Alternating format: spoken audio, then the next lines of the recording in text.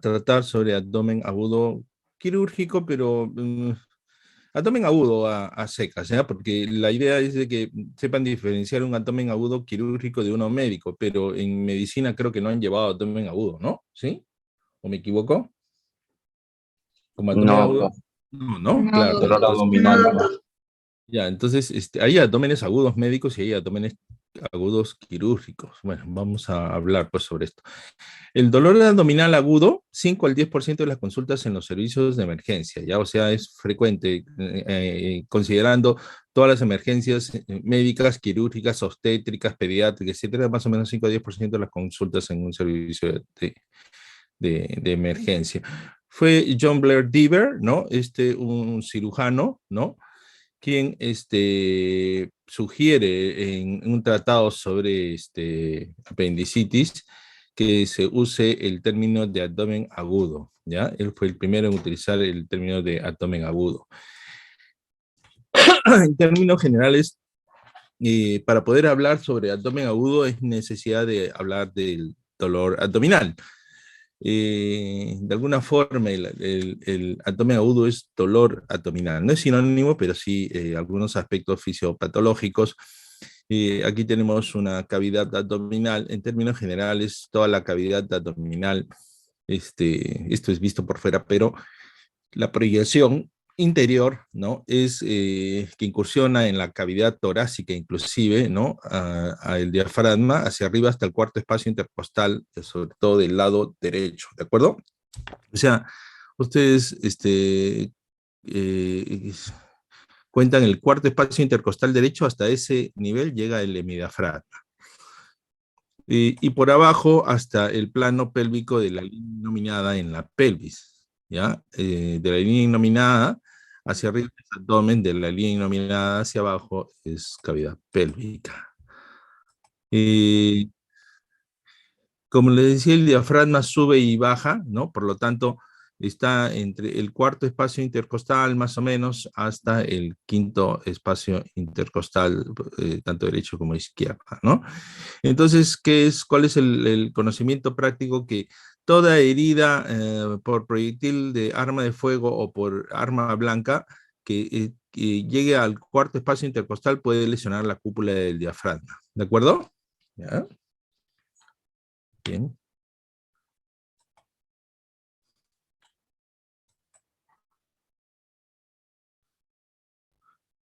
Muy bien. Bien, esto de acá es recordando la parte de semiología, en el cual se divide el abdomen en nueve espacios, ¿no? En la zona central y en las zonas laterales, ¿no? O sea, los espacios mediales y los laterales.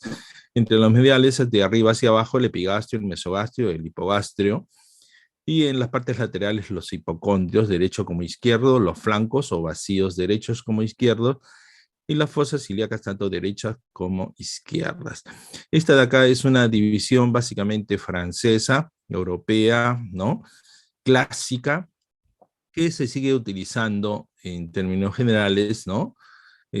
Pero al menos yo en lo personal prefiero utilizar esta clasificación más americana de los cuadrantes superior derecho, superior izquierdo, inferior derecho, inferior izquierdo, ¿de acuerdo?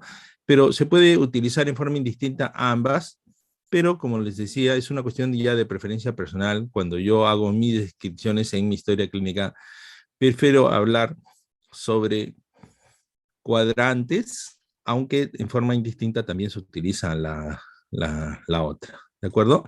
Cuando hablamos de dolor abdominal, chicos, hay la necesidad de recordar tres tipos de dolores, ¿ya?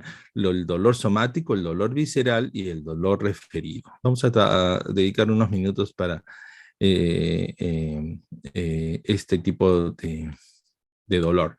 Pero como dice monitoreo académico, siempre dice y siempre me critican a mí, doctor, es necesario de que usted recoja los saberes previos de los alumnos. Bueno, vamos a ver, pues, ¿alguien me puede definir qué es un dolor somático?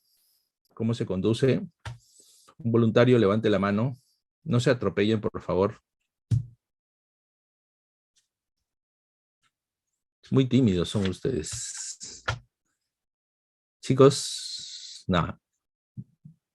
Dayana. Ya, doctor. El dolor somático es un dolor bien localizado, o sea, es uno que se ubica en relación a la víscera que se ve afectada y se agrava usualmente por el movimiento y también Ya, se dice que está acompañado de contractura muscular algunas veces. ya, Dayana, está todo bien menos víscera. El dolor somático no abarca la víscera, ¿de acuerdo? Excluye a la víscera. ¿Ya? Ok. Perfecto. O sea, el órgano afectado sería, doctor. No, órgano afectado tampoco. Ok. Sí, Freddy. Doctor, ¿qué tal? Bueno, como usted dijo, el dolor de la víscera es el dolor visceral, ¿no? Entonces, hay que separar ciertos conceptos y hay que decir que el dolor somático se genera en el peritoneo parietal más que todo, porque inerva fibras nerviosas espinales, que más que todo abarca desde la dorsal 7 hasta la lumbar 1. Ya, pero para que tengan una idea, ¿de acuerdo? Este, y el dolor somático y el dolor visceral, vamos a ver esto, ¿ya? ¿De cuenta? ¿Ven? Esta es una cajita, ¿de acuerdo? ¿Lo ven? Sí, doctor. Sí, doctor. Bueno, este de acá es un Galaxy S22 Plus, mira, para pavonearme. Bien, tenemos una caja, ¿no es cierto? ¿Ya? ¿De acuerdo? Y Doctor, no se ve. en el interior tenemos el contenido. Oye, el contenido, ¿de acuerdo? Pero la caja y el contenido. Jóvenes, el dolor somático es el que inerva la caja, ¿de acuerdo?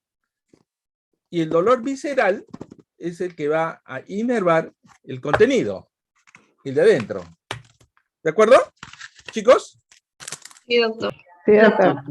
Entonces, el dolor somático no tiene nada que ver con la víscera que está dentro. No, no es que no tenga nada que ver, pero excluyanlo, ¿de acuerdo?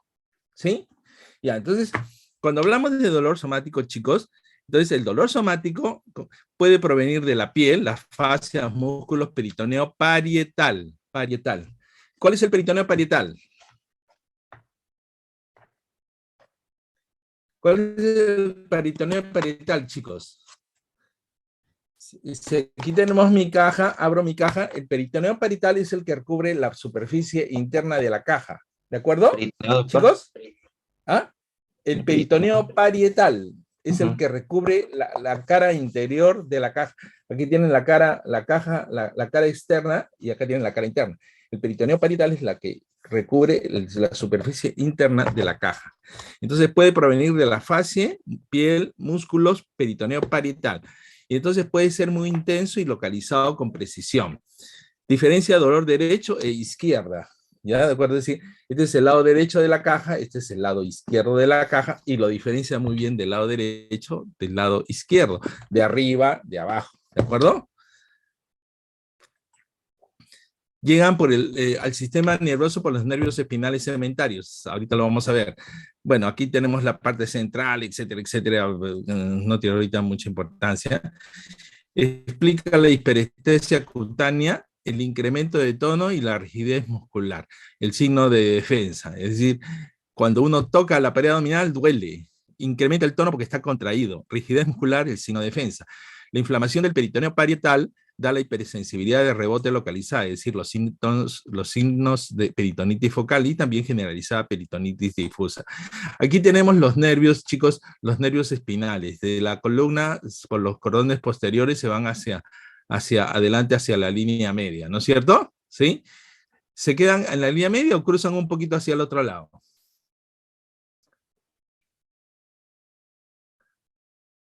Cruzan un poquito, ¿no? No todo, pues, pero sí cruzan un poquito, ¿ya? Miriam Isabel, sí, dime. Doctor, una consulta. Para el tema del análisis del caso clínico, el signo de rebote en dos bibliografías lo encontré diferente porque una Ya, decía ya, peritonitis. ya, después abordamos eso de ahí porque nos vamos a confundir, ya. Anótalo y me haces acordar, Doc, ¿ya? doc, ya, Sí, al final, ¿no?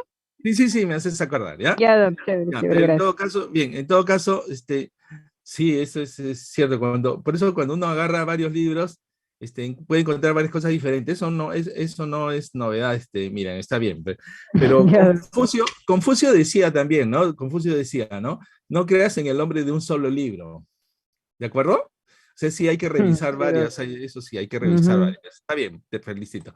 Entonces, aquí tenemos la médula espinal, ¿no? Aquí tenemos la columna vertebral y los nervios salen así, de aquí hacia adelante, ¿no?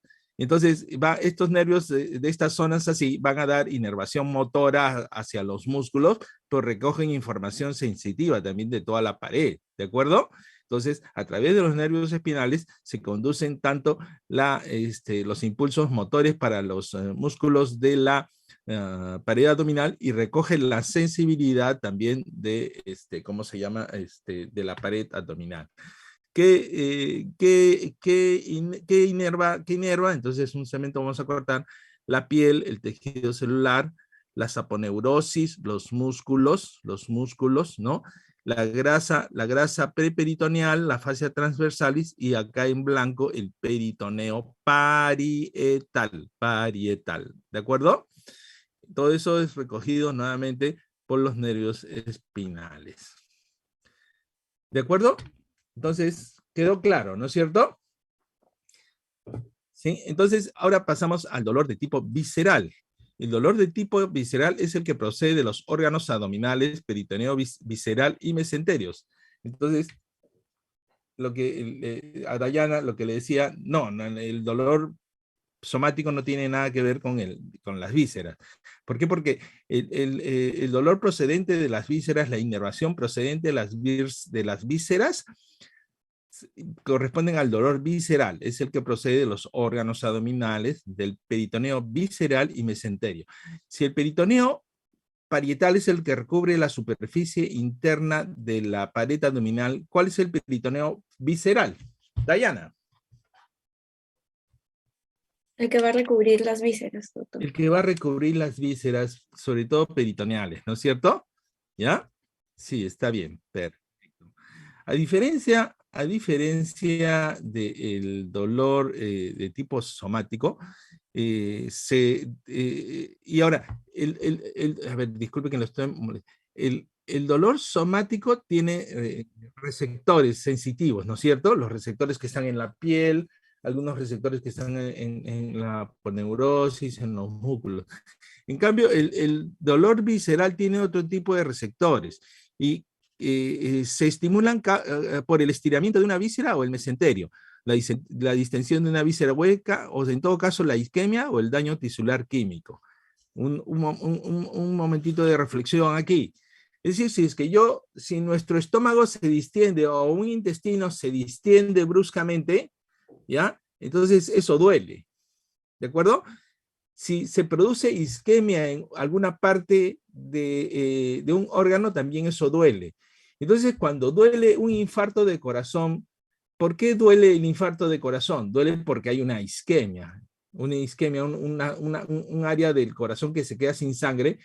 Entonces, eso duele y eso es el dolor del infarto de miocardio. Si se queda en alguna víscera también hay alteraciones también. Pero, ¿qué pasa también si es que yo al peritoneo visceral le pongo una gotita de ácido? Duele. ¿De acuerdo? ¿Sí? Sí, doc. Perfecto. Entonces, ¿a qué responde? A la distensión de la víscera hueca, a la isquemia o al daño tisular químico.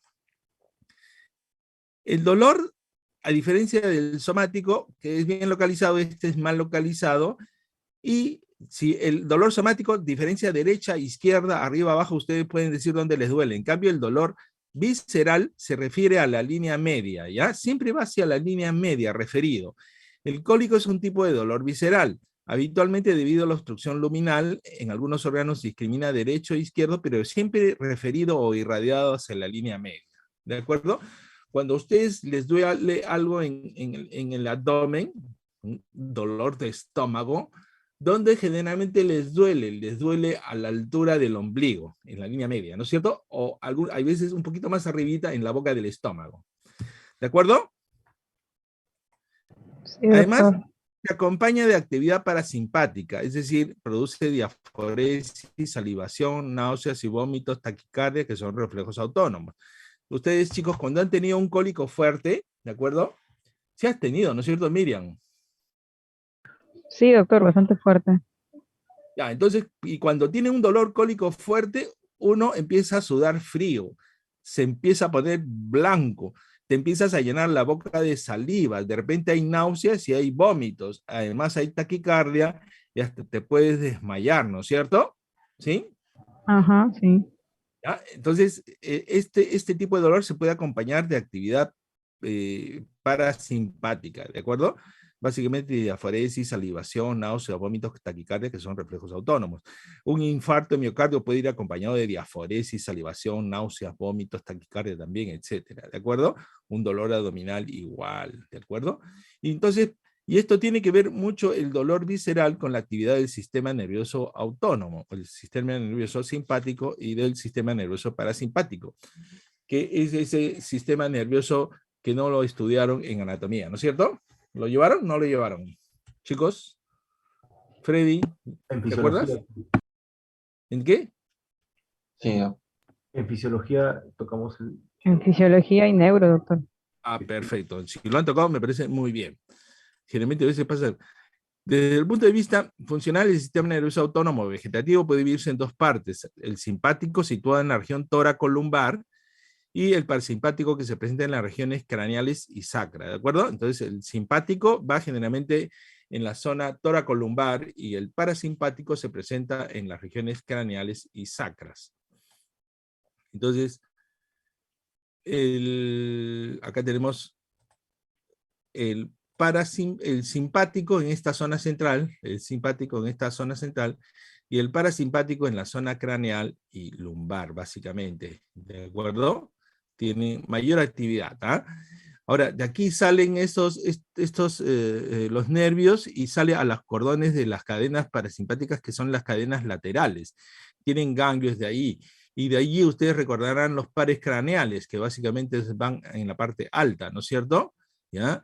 Y después en la parte central tenemos acá la actividad que va hacia las vísceras, con los ganglios celíacos, ganglios mesentérico superior, ganglios mesentérico inferior, que están en la línea media, por eso estos dolores abdominales se refieren hacia la línea media, ¿de acuerdo? Entonces, ya más o menos aquí también igualito, lo mismo, van inervados hacia los diversos órganos, ¿de acuerdo? Y nuevamente acá el décimo par, el cardio, neumo, reno, gastroentérico, ¿no es cierto? O vago, ¿no? ¿De acuerdo? El vago. Muy bien. Aquí tienen un resumen de la actividad parasimpática y de la actividad simpática. Bien, algo importante que debemos de recordar siempre, chicos, es, bueno, en el embrión primitivo, ¿no? Tenemos en el embrión primitivo, tenemos tres capas, el ectodermo, el mesodermo y el endodermo, el tubo endodermal, ¿de acuerdo? Del ectodermo vienen la piel, los anexos, y también de ahí se deriva el sistema nervioso central, porque hay una invaginación en la región dorsal que genera el neuroectodermo, ¿no? Después del mesodermo deriva todos los tejidos conectivos, todos los músculos, huesos, cartílagos derivan del mesodermo. Y del endodermo, chicos, del endodermo derivan todo el árbol, la mucosa de todo el tubo digestivo, de todo el árbol respiratorio y del sistema urinario, ¿no es cierto? ¿Recuerdan eso? Espero que sí. Sí, doctor. Sí, ya, perfecto, muy bien. Entonces, esto es importante. Pero en la región abdominal, chicos, en la región abdominal, tenemos tres troncos vasculares principales, ¿ya? No son los únicos, pero sí son los principales. En la parte más alta tenemos la arteria, el tronco celíaco, la arteria celíaca o el tronco celíaco. Después en la zona medial tenemos la arteria mesentérica superior y abajo la mesentérica inferior, ¿de acuerdo? Entonces el tronco celíaco, la mesentérica superior y la mesentérica inferior.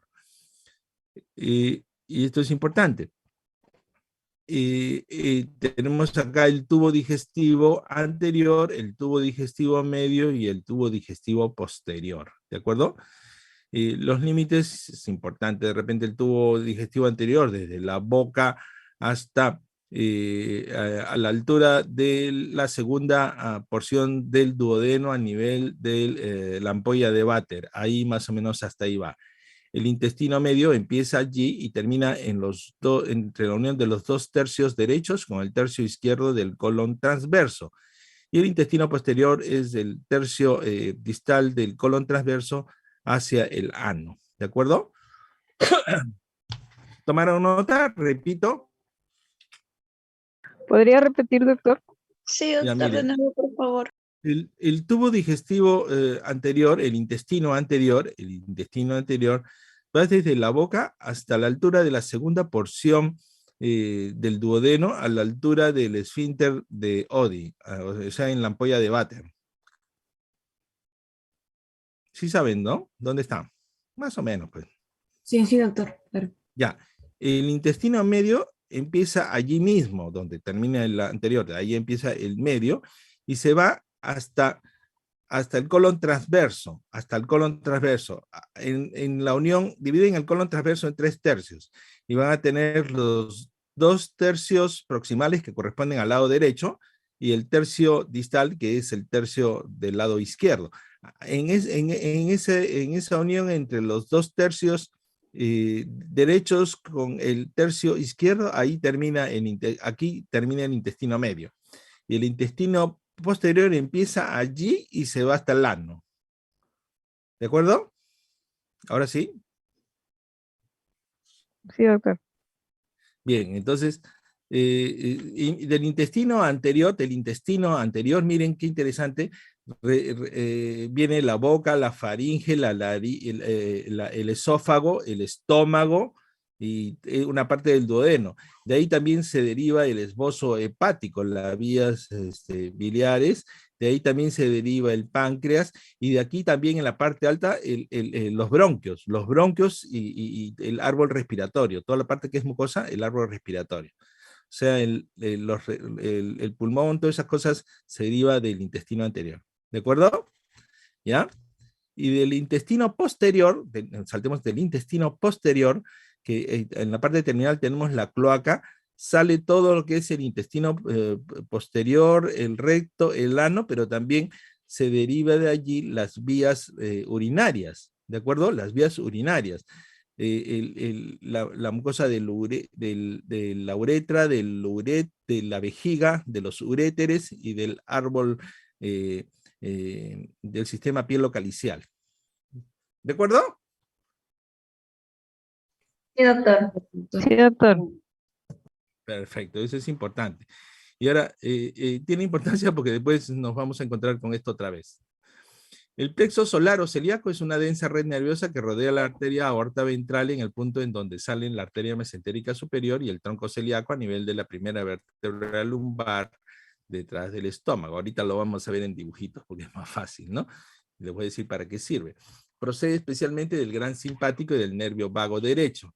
Se combinan las fibras nerviosas del sistema nervioso simpático y parasimpático. ¿Por qué? Porque el vago viene desde arriba, es parasimpático y se junta con las líneas, con las ramificaciones toracolumbares del simpático. Y el plexo solar contribuye a la inervación de las vísceras intraabdominales. Bueno, esto de acá vamos a hablar en dibujitos. Lo que viene del nervio de arriba del vago se junta a esta altura con todas las ramas también del simpático y alrededor del tronco celíaco. Le voy a poner mi puntero. ¿Ven mi puntero? Aquí tienen el tronco celíaco.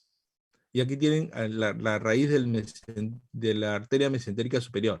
Entonces, las fibras del nervio vago bajan y también se juntan, que es para cadena parasimpática, se juntan con las del nervio simpático a esta altura y se constituye el plexo solar con los ganglios semilunares derecho e izquierdo, pero la idea es de que constituyen un grupo de conexiones nerviosas alrededor de de la raíz de estos dos grandes vasos. Lo vamos a ver un poquito más grandecito acá, ¿de acuerdo? Miren, aquí tienen el tronco celíaco y la mesentérica acá. ¿De acuerdo? Acá tienen el tronco celíaco. Y entonces se produce toda esta cadena de ganglios nerviosos semilunares derecho e izquierdos.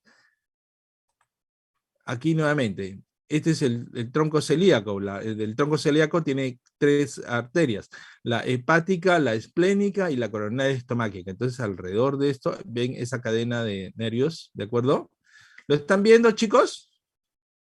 Sí, doctor. Sí, doctor, sí se ve. Ya, perfecto. Y entonces, esto es de entrada. Y después de allí, todos estos nerviecitos van a seguir exactamente el trayecto de las arterias. ¿Ya? ¿Cómo se llaman hay los nerviecitos que acompañan las arterias? Entonces, de ahí se van a ir para todas las vísceras, ¿de acuerdo? ¿Ya? De ahí, de aquí del centro va a salir para todas las vísceras. Entonces, ¿qué es lo que va a pasar? Vamos bueno, de aquí se va a inervar lo que es toda la conexión de conducción del dolor de tipo visceral. ¿Y qué es lo que pasa? Que cuando una víscera se estimula, por eso se siente en la zona medial. Por eso es referido a la línea media. Entonces, acá tenemos los nervios viscerales y aquí tenemos los nervios somáticos, ¿de acuerdo? Los nervios somáticos. ¿Y qué es lo que pasa? ¿Qué es lo que pasa cuando estimulamos algo? De cuenta. Cuando tenemos, jóvenes, un dolor que está pegadito acá, un dolor que está en la víscera, pero está pegado acá, entonces tenemos un dolor de tipo somático que es conducido por esta vía, ¿de acuerdo?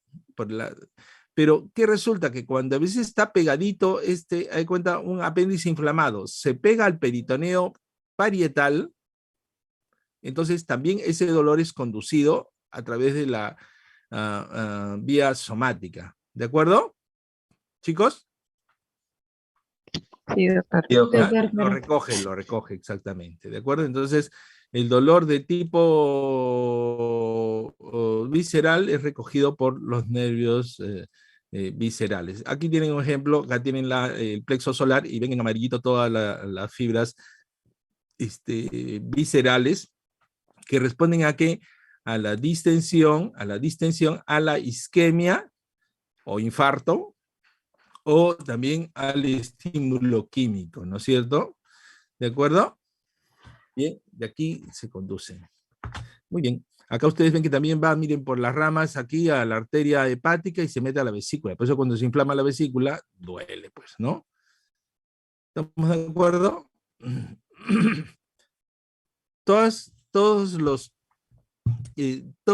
Las vísceras tienen una inervación y recogen estímulo doloroso. ¿Cuál es la única víscera que no siente dolor?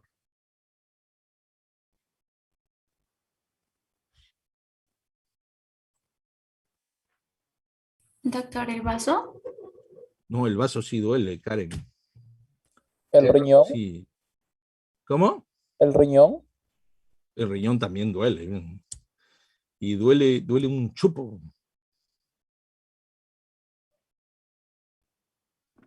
¿El hígado?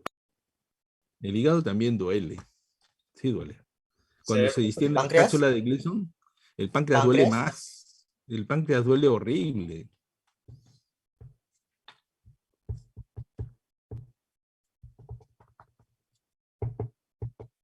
¿Suprarrenales? También duele. Si se infarta la suprarrenal, duele. ¿Las vísceras huecas, doctor? No, las vísceras huecas duelen. Duele, claro. Un cólico y duelen fuerte. Chicos, el cerebro. ¿Estamos de acuerdo, Miriam? Sí, doctor, inesperada la respuesta. Sí, porque podríamos operar un cerebro y tocar el cerebro y no va a sentir dolores. ¿De acuerdo? Claro, No tiene. Lo ¿De único acuerdo? que es la sensibilidad nada más, pero no el Claro, dolor. el dolor realmente se siente en el cerebro, pero el cerebro no duele, no es lo mismo, ¿de acuerdo? Sí, sí. Y cuando duele, y dice, pero doctor, y cuando me duele la cabeza, perfecto. El dolor del cerebro está dado por los vasos, ¿de acuerdo? El dolor cerebral de cuenta es por los vasos. El dolor de una hipertensión endocraniana también, ¿de acuerdo? ¿Ya? Es por hipertensión, ¿ya? Pero en la corteza no duele. Muy bien. Y ahora, dejamos de lado el dolor somático, el dolor visceral y pasamos al dolor referido. El dolor referido, jóvenes, esto de acá es lo más difícil. El dolor abdominal referido es la sensación de dolor en un sitio diferente al lugar en donde se originó el estímulo, pero en un área inervada por el mismo segmento o adyacente a la médula espinal. Cuando uno lee esto, en realidad, ¿verdad? Que tienen chanfles. ¿Qué cosa es esto? No, no es muy fácil de definir, ¿no? El dolor abdominal referido es la sensación de dolor, pero no todo dolor es una sensación, sí, todo dolor es una sensación, pero en un sitio diferente al lugar en donde se origina el estímulo, pero en un área inervada por el mismo segmento o adyacente a la médula espinal. Vamos a seguir. Tanto las estructuras somáticas como viscerales pueden inducir dolor referido. Entonces, hasta ahora tampoco. El dolor visceral de cuenta del estómago puede referirse al epigastrio. Las fibras aferentes del estómago ascienden por las fibras simpáticas y a través del plexo celíaco y esplánicos mayores entran en la médula de los segmentos T5, T9, provocando dolor en los dermatomas a nivel epigástrico. Sí, verdad que cuando uno hace un esfuerzo por tratar de interpretar, bueno, lo puedo paparrotear, pero en realidad no sé si lo vaya a entender o no, ¿no? Me da esa sensación, ¿no? Supongo que es así, ¿no? Luis Mundaka, ¿lo entiendes igual que yo? Porque verdad que cuando lo leo es medio difícil de entender, ¿no? Sí, doctor, más o menos. Más o menos, ¿no? Bien, aquí de repente lo vamos a entender mejor, ¿ya? A ver, presten atención. El dolor visceral apendicular, producirlo, ¿por qué? Porque esto lo vamos a ver después, pero cuando un apéndice empieza a doler, se obstruye y se distiende. Entonces, cuando el pequeño apéndice, entonces cuando se distiende, entonces presenta dolor. Pero como es un dolor visceral, se refleja a qué nivel hacia la línea media. Y exactamente, lo primero que duele es un dolor periumbilical, es decir, en la boca del estómago, ahí por ahí. Luego de que la inflamación avanza y produce irritación peritoneal, es decir, cuando el apéndice sigue creciendo y ya empieza a irritar el peritoneo parietal, allí entonces el dolor se localiza en el cuadrante inferior derecho, ¿de acuerdo? De repente hasta ahí también es difícil ¿cómo se llama? De explicar. Pero más fácil de explicar es, a de cuenta, ustedes ya han llevado gastroenterología, sí, ¿no?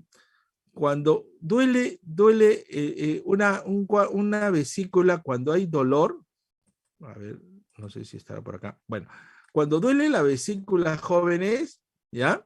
El dolor duele en el cuadrante superior derecho, es decir, a nivel del hipocondrio derecho, ¿de acuerdo? ¿Estamos de acuerdo, chicos? Sí, doctor. Sí, doctor. Ya. Sí, doctor. Pero en algunos casos duele el hombro derecho también. ¿Sí? Sí, doctor. Claro, duele el hombro derecho y puede ir también hacia atrás, hacia la escápula del lado derecho, ¿de acuerdo? Cuando duele el páncreas también se puede ir hacia atrás o en cinturón entre las escápulas. ¿Estamos de acuerdo? Sí, doctor. Ya, y María Alejandra, ¿qué pasa si es que tú diagnosticas un cuadro vesicular con una colecistitis y el paciente dice, doctor, me duele el hombro derecho? Y la paciente te dice, doctora, ¿no me va a pedir una tomografía del hombro? ¿Tú qué le dices? Sí. No.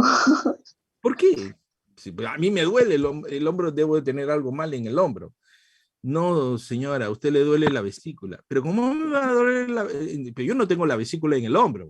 A mí... Es que mayormente el dolor también se irradia, entonces la irradiación del hombro había leído también que se puede tratar de una perforación. Ya, no. Eso que duele también en el hombro, María Le, ¿de acuerdo? Ese es un dolor referido. De cuenta, los dolores han llevado cardiología, ¿no es cierto? Sí, Sí, doctor. ¿A veces no es por el origen embriológico? Sí, por eso les he explicado también, por eso les he Ujú. explicado también la etapa embrionaria, ¿ves? Cuando uno tiene un Doctor, infarto de cara diafragmática, es decir, cuando uno tiene un infarto de cara diafragmática del ventrículo, ¿dónde duele? Duele en el estómago. Sí, Miriam. doctor, justo era la otra duda también ahí con respecto el dolor, entonces referido es diferente al irradiado. Sí, sí. A ver, aquí puede haber confusiones, ¿de acuerdo? ¿Ya? Haz de cuenta, Ujú. el dolor irradiado típico del uréter, del dolor del cólico renal, se puede ir al testículo, ¿de acuerdo? Sí, doctor. ¿Ya? Ese es un dolor irradiado, ¿ya? Ya. Claro, ¿no? Pero el dolor Ujú. referido de cuenta, el típico caso del cólico vesicular, ese no es un dolor irradiado, ese es un dolor referido en el hombro, ¿de acuerdo? Ya, doctor, ok. Ah, sí, verdad. Hay veces cuando dicen, no, todo está escrito en medicina, no, hay muchas cosas de las cuales no están muy bien claras las cosas, ¿de acuerdo? Pero aceptemos eso, pues, como parte del, qué sé yo, el hecho de que todavía hay muchas cosas para poder estudiar y definir, ¿de acuerdo? Se van a encontrar con varias cositas en cirugía. Pero como yo no soy, yo soy un cirujano, soy más pragmático, aunque a veces me gusta filosofar, pero está bien, Miriam, ¿de acuerdo? Entonces, cuando yo les enseño esta parte, a veces es difícil. La conducción somática comparte vías con la visceral, con la parasimpática, en los cordones posteriores. Recuerden de que tanto en la parte visceral que va hacia la línea media y la de somática que entra por las partes laterales, ambas se encuentran ¿en qué cordón de la médula? ¿El anterior, el lateral o el posterior? ¿Qué zona? Posterior. Las zonas posteriores, ¿no es cierto? Bien, de ahí también a veces se hacen arcos reflejos y uno cuando siente un dolor rápidamente hay un estímulo motor que tiene actividad defensiva. Pero de ahí es conducido por los cordones posteriores hacia arriba, ¿no? Y de ahí van al cerebro, de tal manera que al final sentimos ese dolor en el cerebro, ¿de acuerdo? Bien. Y hay veces tienen vías comunes con algunas otras zonas. Yo pongo siempre este ejemplo, ¿ya? Aquí ustedes, ¿qué ven? Ven un gatito. ¿Qué más ven? Ven acá el piso. Y que ven acá una sombra del gato, ¿no es cierto? ¿El gato existe? Sí, ¿no es cierto? Sí. Ujú. Sí. ¿El Sí, piso? ¿El piso existe? También. también. También. ¿Y la sombra existe? Pues Es se el ve, pero reflejo no del existe. gato. Es un reflejo, se podría decir. Sí, no existe, pero No existe. la Claro. sombra se manifiesta, ¿por qué? Porque existe el gato y porque existe la luz y porque existe el piso, ¿de acuerdo? Sí, Pero en sí no existe. Entonces, el gato sería el dolor visceral, el piso es el dolor parietal y el gato vendría a ser el dolor referido, es decir, en realidad es la proyección, ¿no es cierto? Entonces, algo parecido pasa por ahí. Y cuando uno hace semiología, es necesario saber muy bien que existen esos tres tipos de dolor, el visceral, el parietal y el referido, puesto que los tres nos van a dar pista de la localización, ¿de acuerdo? El dolor visceral, recuerden, mal localizado en la línea media, intensidad variable. Es decir, cuando tienen ustedes un paciente que se está retorciendo de dolor en el abdomen, y le dicen que le duele en la línea media, ustedes saben que eso es un dolor visceral, ¿de acuerdo, chicos? sí, doctor. Visceral. Ujú. Doctor, ¿ese sería cuando adoptan una posición fetal, que se toman el abdomen? Depende si es que el dolor es muy intenso, sí, ¿no es cierto? Sí. Ahora, el dolor parietal es agudo, localizado, intenso y aumenta con los movimientos. Es decir, si te dice me duele el abdomen en el lado derecho, pero te duele en la parte de afuera o en el interior del abdomen, doctor, me duele en la parte lateral. Hay cuenta, si es que ustedes hacen una buena historia clínica y están ante un herpes zóster, ¿dónde le debe doler?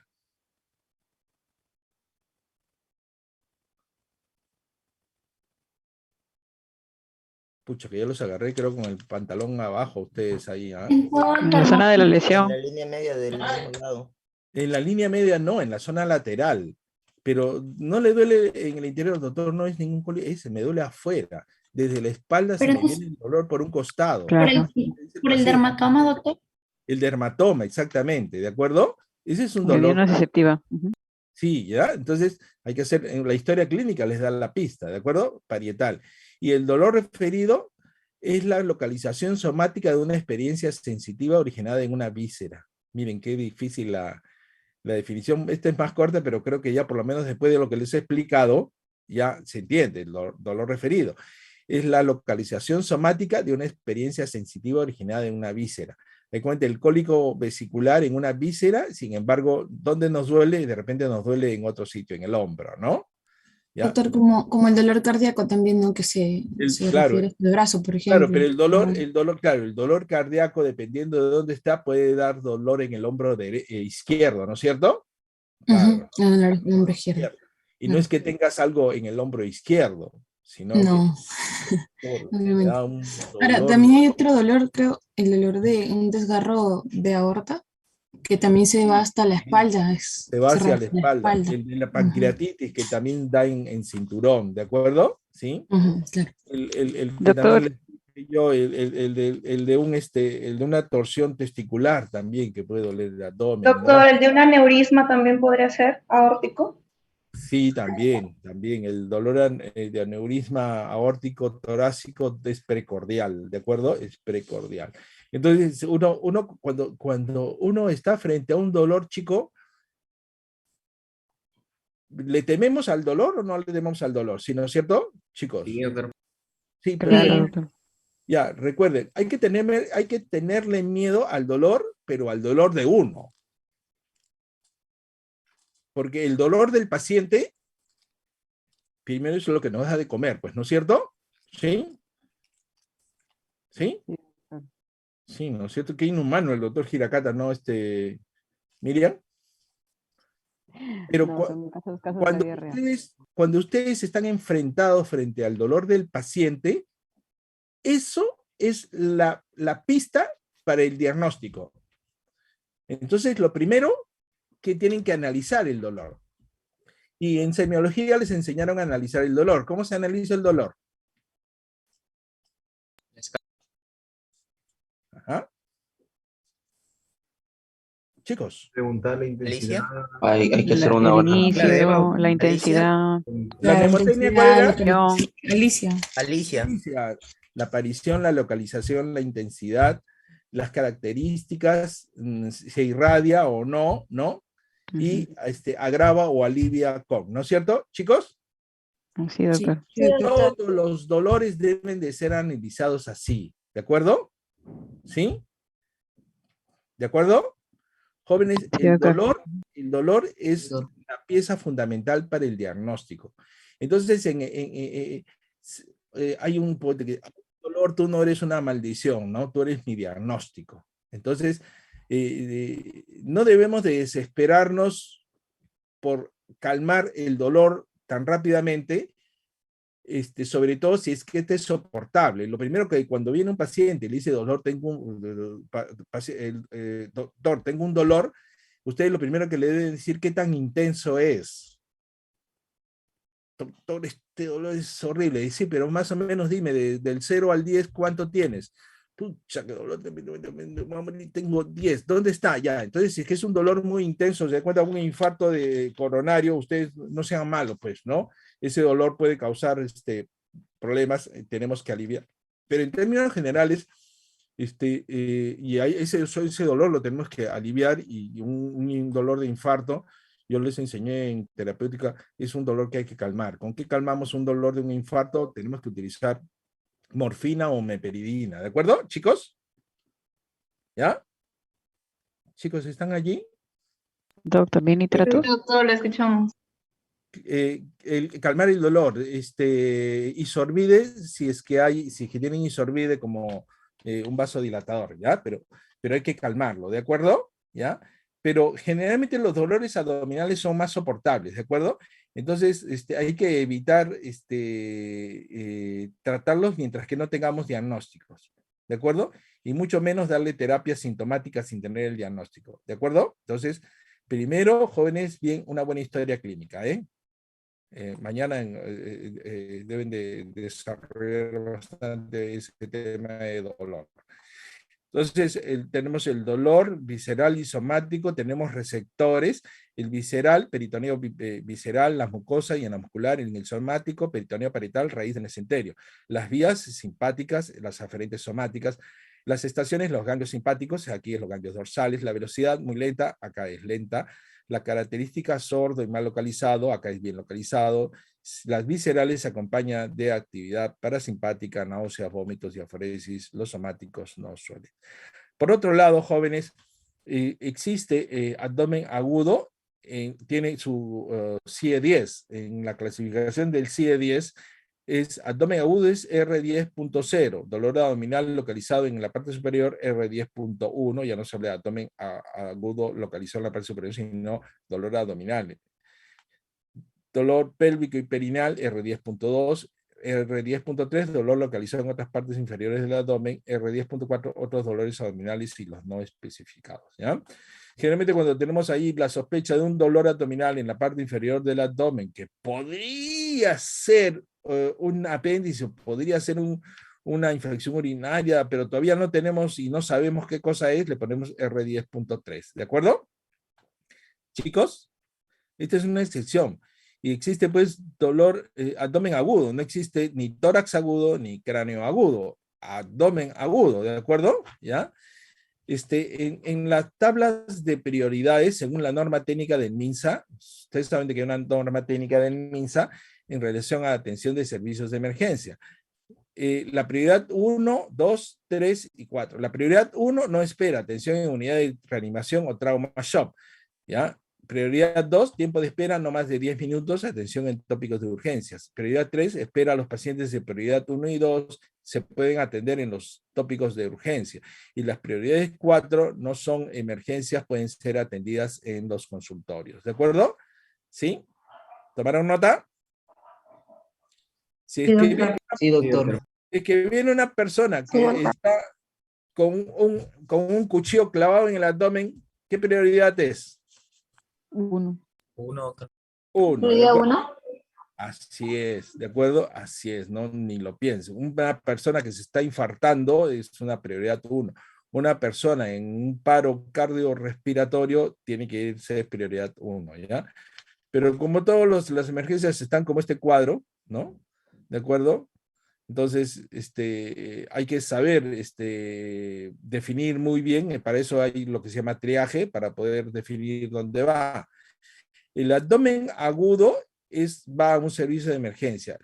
Ahora mire, dolor abdominal en paciente con shock o inestabilidad hemodinámica es prioridad 1. Es decir, si tienen un paciente con dolor abdominal que está chocado, ese es prioridad 1.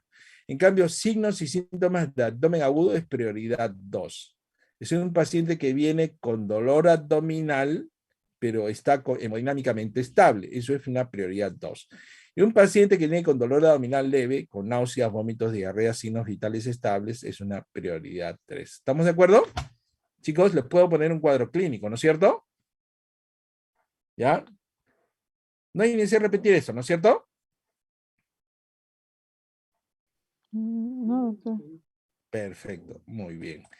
Existe, que es un abdomen agudo. Ahora aquí viene el dilema de Miriam, que le gusta revisar tantos libros, ¿no? Y empieza un poco el problema y el dilema. ¿Qué es un abdomen agudo? No existe cráneo agudo, no existe tórax agudo, solo existe el abdomen agudo. Ahora, ¿ustedes ya llevaron urología o están llevando urología? ¿Karen? Estamos llevando urología, doctor. Perfecto. Los urólogos ya han definido lo que es un escroto agudo. ¿De acuerdo? Y lo han tomado, sí, lo han tomado de los cirujanos, entonces sí existe el término de escroto agudo. El escroto agudo es un escroto, un testículo que duele y no sabemos por qué. ¿De acuerdo? ¿Cuáles son las causas? Que puede doler un testículo, puede ser una orquitis, una orcoepidimitis, puede ser torsión de algunos corpúsculos, puede ser una torsión de testículo. Es decir, hay que definir qué cosa es. Pero cuando duele un testículo es una emergencia, ¿no es cierto? ¿Sí? Chicos. Sí, doctor. No saben de esto de acá, porque pero los chicos sí saben, ¿no es cierto? ¿Ya? Y hay que definir rápidamente si eso no es una emergencia, porque si se torció un testículo, ¿cuánto tiempo tenemos de tiempo para rescatarlo? Menos de 6 horas. Menos de 6 horas, mientras más antes mejor. Entonces, miren, esa definición de lo que es un escroto agudo, más o menos está muy bien puesto porque también nos ayuda para entender lo que es un abdomen agudo. Y entonces yo he sacado varias definiciones de varios libros, Miriam Isabel, que te gusta leer varios, y como les decía, no confíes en el hombre de un solo libro. Dice, síndrome cuyo síntoma capital es el dolor abdominal. Hasta ahí estamos bien. De aparición repentina o progresiva, pucha, que repentina o progresiva, relativamente persistente en el tiempo, de gran intensidad, que requiere del más rápido y preciso diagnóstico posible para dirigir al paciente con celeridad a una intervención quirúrgica o al tratamiento específico de la etiología y o las molestias concomitantes. En términos generales bastante bien, pero no nos define en términos generales que es un abdomen agudo, ¿ya? Pero sí dice que es un síndrome, ¿no? Es un síndrome.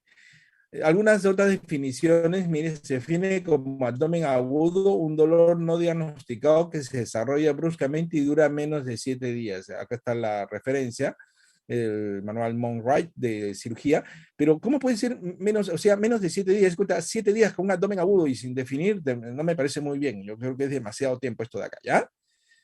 El abdomen agudo es un cuadro que requiere de atención urgente y que se caracteriza por signos y síntomas de dolor abdominal y reacción peritoneal. Es decir, todo abdomen es dolor abdominal y reacción peritoneal.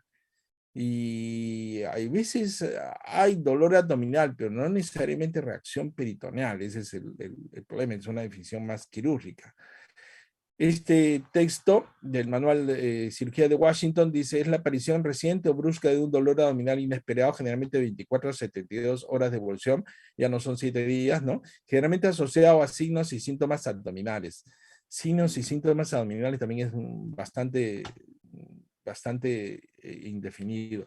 Entonces, en términos generales, hay muchas definiciones. Ya ustedes estarán preparando sus exposiciones del día de mañana y se habrán encontrado con muchas de estas cosas. Y en realidad, pues, difícil encontrar 2 o 3 o 4 bibliografías que coincidan en algo, ¿no? Parecidos. En términos, todos hablan de dolor abdominal, ¿no? Es un síndrome. Bien. Entonces, debido a todo esto es que el doctor Hirakata se ha dado el trabajo de repente, si todo el mundo tiene su definición, porque yo no, ¿no? También. ¿Qué es lo que yo considero que es un abdomen agudo? El abdomen agudo es una situación que pone a prueba los conocimientos, la experiencia, la meticulosidad y los recursos que posee el médico general, el internista y el cirujano. ¿Esto se entiende? Creo que sí, ¿no? Creo. Se entiende, doctor. Sí, doctor, se entiende.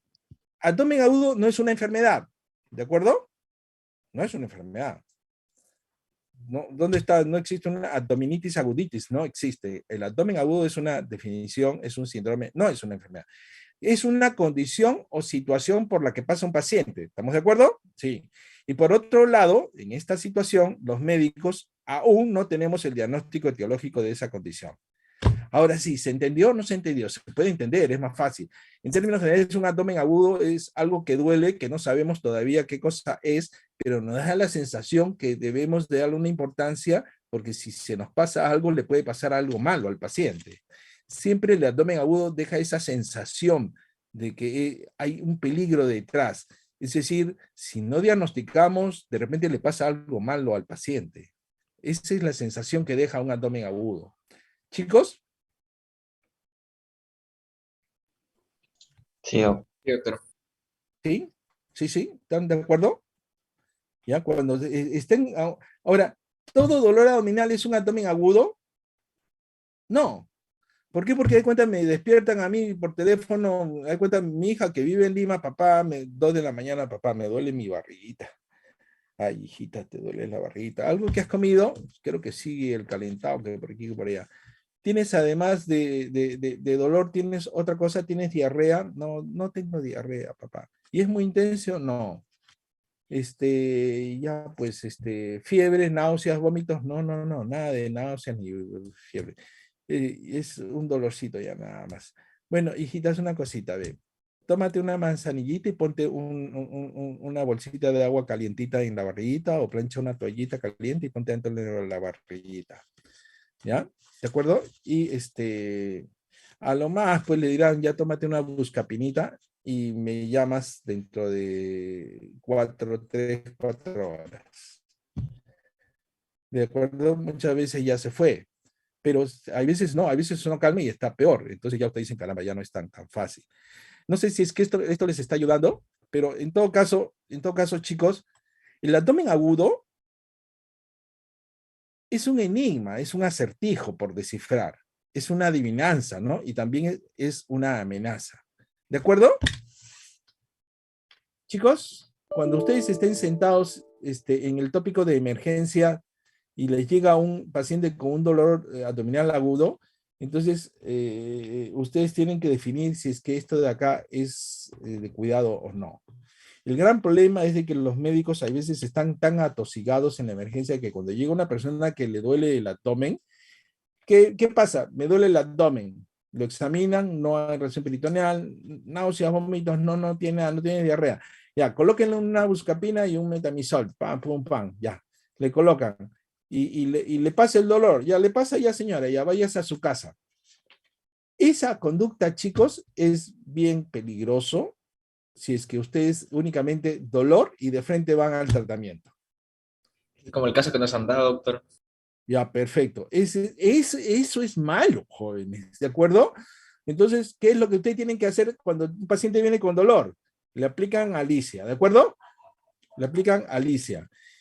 Y le hacen bien. Si es que vienen náuseas, vómitos, ustedes le examinan. Si es que tienen la sospecha de que algo no está bien, jóvenes, pueden ustedes primero plantear un diagnóstico, etcétera, colocarle un suerito, pedirle un hemograma, por lo menos un hemograma, ¿de acuerdo? Porque no es lo mismo un dolor abdominal con un hemograma normal que un dolor abdominal con un hemograma alterado. Y si es que sospechan ustedes de una patología en particular, ¿de acuerdo? Por diversos motivos, ¿ya? Por diversos motivos, y entonces pueden pensar en un examen adecuado.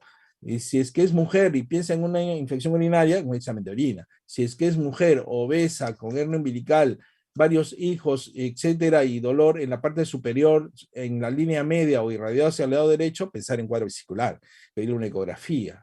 Entonces, todavía es abdomen agudo porque no tienen el diagnóstico, pero tienen que echarse ustedes a buscar el diagnóstico. Es decir, para abordar, estar sentado en la emergencia y poder ayudar a los pacientes hay que tener vocación diagnóstica. ¿De acuerdo? Y entonces ustedes, por favor, no se queden así, no, ya. Ustedes así, es como, ustedes han ido a la farmacia, llegan a la farmacia, se paran ahí y va a llegar un individuo que le dice a la señorita, señorita, estoy con dolor de barriga. ¿Tiene algo para el dolor de barriga? Entonces la señorita ya, le puede recetar una iosina, pero la iosina es muy barato. En cambio, si es que yo receto buscapina compuesta, cuesta más caro. Entonces mejor le receto una buscapina compuesta o un Pridán. Y tómese esto de acá. ¿Cada cuánto? Tómese uno cada 12 horas, le va a decir.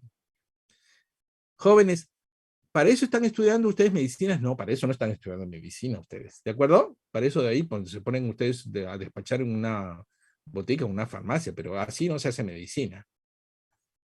¿De acuerdo? Karen, ¿me escuchaste? Sí, doctor. Cierto. Entonces, muy bien. Entonces, el abdomen agudo es un enigma, un acertijo, una amenaza, etc. Y cuando uno ve una barriguita como esta de acá, ¿qué cosa se pregunta? Si es que será varón, si es que será mujer, ¿no es cierto? Uno se pregunta, aunque esto ya ahora está mejor ni siquiera preguntarse,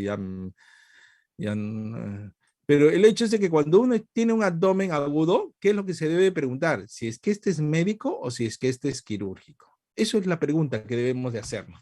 ¿Este abdomen agudo es médico o es quirúrgico? Y esa es la pregunta que debería hacerse el internista, porque todo dolor abdominal debería de ingresar por medicina, no por cirugía. ¿De acuerdo? Y entonces, pero hay veces no llega la referencia ya directo a cirugía. O en todo caso, ni bien llega a medicina, dolor abdominal, el internista le dice al interno, hazle una notita de frente, hazle ni de consulta a cirugía.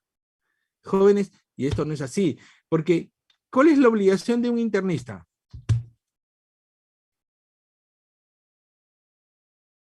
Diagnosticar, doctor. Diagnosticar. El diagnóstico es el oficio del internista. Entonces, es el internista el que tiene que definir, no el cirujano. Pero en fin, aquí ya en la emergencia estamos acostumbrados los cirujanos a que nos pasen los dolores abdominales, ¿ya? ¿Y qué pasaría, chicas, si es que ustedes llegan con un dolor abdominal y lo pasan a cirugía? ¿Y qué resulta? Que en cirugía está el R1 o está el interno de medicina con unas ganas tremendas de operarse su apéndice, porque ya pasaron varias semanas y no llega un apéndice, y llegan justo ustedes con un dolor. Entonces, ese de allí, en lugar de aplicar Alicia, va a decir, pucha, que llegó mi apéndice. ¿Me entienden? Sí, doctor. ¿Ya? Entonces, ese de ahí ya les bajó el dedo antes de que ustedes abran la boca. Entonces, hay que tener cuidado con eso de ahí. Entonces, ¿cuál es la responsabilidad del médico que atiende a un paciente con un abdomen agudo? Esto de Harkin, secretos de la cirugía. Uno, identificar la gravedad del estado del paciente.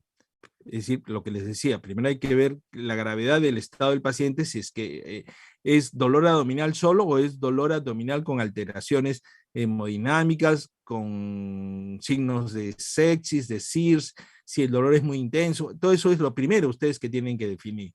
Segundo, determinar si el paciente debe ir directamente al quirófano, si es que debe de ingresar para reanimación o observación, ¿ya? O puede enviarse con seguridad a su domicilio. Eso es lo que ustedes tienen que definir, ¿de acuerdo? Tienen un paciente con un dolor abdominal terrible, que está chocado el paciente y tiene un antecedente de tener un aneurisma, ese paciente, el aneurisma se está disecando, tiene que entrar al quirófano, si no se va a morir. O en todo caso debe de ingresar a reanimación y observación para hacerle una buena historia clínica, o es que puede enviarse con seguridad a su domicilio. Esto de acá. De todas estas, ¿cuál es la más difícil, chicos? ¿Cuál es la acción más peligrosa en un paciente con un abdomen agudo? Enviarlo a su casa. Sí, chicos, lo más peligroso es enviar al paciente a su domicilio, sin un diagnóstico. Eso es lo más peligroso. ¿Ya? Siempre, jóvenes, estén ustedes allí pensando en que esto es lo más peligroso, ¿ya? Entonces, diagnóstico. La práctica de la medicina se centra en determinar el diagnóstico, pudiendo ser sindrómico de enfermedad, nosográfico, presuntivo de certeza. Ya escucharon la charla del doctor Tineo, ¿no? Sí, el día jueves, ¿no es cierto? Atender un abdomen agudo enfocado solo en los síntomas y dar tratamientos sintomáticos se asocia con frecuencia, en el caso de abdomen agudo, a resultados fatales, ¿de acuerdo? Entonces hay que tener mucho cuidado, jóvenes, con esto de acá, ¿de acuerdo? Entonces, conclusión, concéntrese en plantear un diagnóstico presuntivo, diagnósticos diferenciales, actúe y observe, ¿de acuerdo? Ustedes primero analicen, piensen, recuerden que los ojos no ven lo que la mente no sabe. Si ustedes no saben, no van a ver, ¿de acuerdo? Entonces, la obligación de un internista es el diagnóstico. En su mano está la posibilidad de salvar al paciente de la muerte y también de una cirugía innecesaria. Acá tenemos a lo que decía Osler, la función principal del médico consultante es hacer el tacto rectal que usted ha omitido, dice, ¿no? Osler, un internista, pero nos defendía mucho la actividad del cirujano, respetaba mucho a los cirujanos. Y como les decía, no hay nada más peligroso en una emergencia que el residente de cirugía o el cirujano joven que se acerca a examinar a un paciente ya con el bisturí en la mano, ¿no? Este es como igualito, como uno que ya viene a asaltarnos, igualito con alevosía. Ve a un paciente con dolor abdominal y ya le baja el dedo para sala de operaciones, ¿no? Entonces, eso es peligroso, chicos. Entonces, en el caso del abdomen agudo, pasa por definir si el mismo es de carácter quirúrgico o de manejo médico. Eso es lo que hay que definir. Cuando se determina que un abdomen agudo es quirúrgico, muchas veces no es necesario el diagnóstico etiológico previo a la cirugía, muchas veces se hace en el quirófano. Es decir, ustedes tienen que definir, ¿esto es un abdomen agudo médico o quirúrgico? Cuando ustedes dicen, este es un abdomen agudo quirúrgico, ¿y cuál es el diagnóstico? Y muchas veces yo digo, ¿verdad? Que, bueno, la principal causa de un abdomen agudo quirúrgico es apendicitis. Pero no estoy muy seguro. Y voy a estar totalmente seguro antes de programarlo para hacer las operaciones, chicos. O sea, tengo que pedirle tomografía, resonancia magnética, no. Muchas veces cuando ya ustedes tomaron la decisión que esto es un abdomen agudo quirúrgico, ya no hay que dilatar demasiado. ¿De acuerdo? Antes lo metíamos a sala de operaciones para una laparotomía. Hoy en día tenemos la opción de hacer una laparoscopía para poder definir el diagnóstico, ¿de acuerdo? Pero en todo caso, no debemos de tenerlo ahí. Hay un caso de una chica que se murió en el hospital Loaiza porque no había tomografía. Estaban esperando que funcione la tomografía. Ya cuando le hicieron la tomografía, regresó a la emergencia y a la hora se murió. Y eso de ahí no, pues, es decir, si es que uno no tiene tomógrafo, no importa, eso no es condición para no meter al paciente a una sala de operación, ¿de acuerdo? Bien, acá tenemos a Prometeo con su caduceo, y aquí tenemos a Pandora, ¿no? ¿Qué le dijeron a Pandora? Miriam Isabel.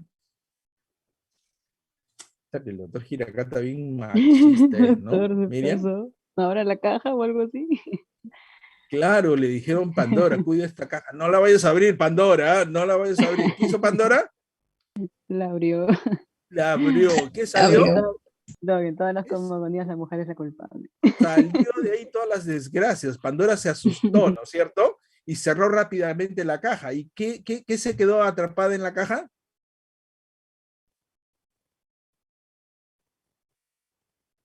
¿Nadie sabe? Se quedó atrapada la esperanza. ¿De acuerdo? ¿Ya? Y eso es lo que pasa con el cirujano, que cuando abrimos el abdomen es como quien abre una caja de Pandora, salen todas las desgracias, pero esperamos que cuando el cirujano cierre ese abdomen quede atrapada la esperanza de que el paciente va a salir adelante. ¿De acuerdo? ¿Ya? Sí. Oye, ¿verdad que todo el mundo antiguo era machista, ¿no? Porque todas las desgracias las tenían las mujeres, ¿no? Sí, todo. Sí, todo, sí, ¿no? La verdad que todo es por culpa de las mujeres, ya, en fin. Jóvenes, causas de dolor abdominal. De acuerdo, yo les decía que en términos generales el 10-15% de las emergencias son dolor, pero del dolor abdominal, las causas, el 37% es el dolor abdominal no específico. Es decir, es un dolor abdominal que no sabemos la causa, nos quedamos sin diagnóstico, pero sí sabemos de que no es una cosa quirúrgica, sino es una cosa médica, y eso nos pasa a diario. Y uno ya con la experiencia va viendo qué cosa es médico, y esto es, el dolor no específico es de manejo médico, por supuesto, ¿no es cierto? Entonces, pero es un paciente que viene con dolor, que lo ha asociado a algo que comió, no tiene náuseas, no tiene vómitos, no tiene diarrea, el hemograma está normal, el dolor no es muy intenso, o de repente tiene dolor, porque hay cuenta si es que un paciente viene con dolor abdominal, viene con náuseas, vómitos y diarrea. ¿Cuál es el diagnóstico? No es abdomen agudo. ¿Cuál es el diagnóstico? Dolor abdominal con arcadas, náuseas, vómitos, diarrea, sin fiebre. ¿Cuál es el diagnóstico? Sin fiebre. Intoxicación. Es una gastroenterocolitis, ¿no es cierto? Freddy. Sí, no. Freddy, de acuerdo, te vas a comer a los agachaditos, estás misio, ¿no? Y de repente comes y después de unas 3 horas empiezas con diarrea, náuseas y vómitos y con dolor abdominal, ¿no? ¿Ya? Eso te pasa por comer en los agachaditos, pues, ¿no es cierto? ¿Ya? Entonces, eso no es abdomen agudo, pues eso es una gastroenterocolitis. ¿Cuál es el tratamiento? Ya lo hicimos en terapéutica. Te hidratamos básicamente, ¿no? Te hidratamos, si el dolor es muy intenso, te podemos dar un antiespasmódico, pero hay que evitar dar antiespasmódicos. y tienes que terminar de vomitar todo y de botar por abajo todo lo que está mal, y hidratándote tomando tecito cargadito, con eso de ahí se te va a ir. ¿De acuerdo, Freddy? El diagnóstico no es abdomen agudo, el diagnóstico es gastroenterocolitis. ¿De acuerdo? También puede ser una intoxicación alimentaria, ¿no es cierto? ¿De acuerdo? ¿Sí? Doctor, Sí. una consulta. A veces en estos casos de gastroenterocolitis, algunos médicos recetan Bactrim, que es la sulfa. Sí, chicos, esa clase que les di yo en terapéutica. Cuando uno sospecha de una gastroenterocolitis o una intoxicación alimentaria, generalmente es por toxinas. Entonces, no están, en términos generales, no están muy bien indicados los antibióticos porque esto se va a autolimitar. ¿De acuerdo, Miriam? Ok, doctor, entendí. Ya, pero por presión del paciente, etcétera, hay veces uno termina indicando una dosis única de ciprofloxacina o de sulfametoxazol, que es el Bactrim. ¿De acuerdo, Miriam? Ya, doctor, solamente... Pero generalmente dosis única, ¿ya? Dosis única. Ah, ya, ok. Dosis única. ¿De acuerdo? Claro, pero en realidad si es dosis única, aún así no le des, también se va a autolimitar. Pero como te digo, ya yo, como les decía, si vamos a lo que dice el libro, no antibióticos.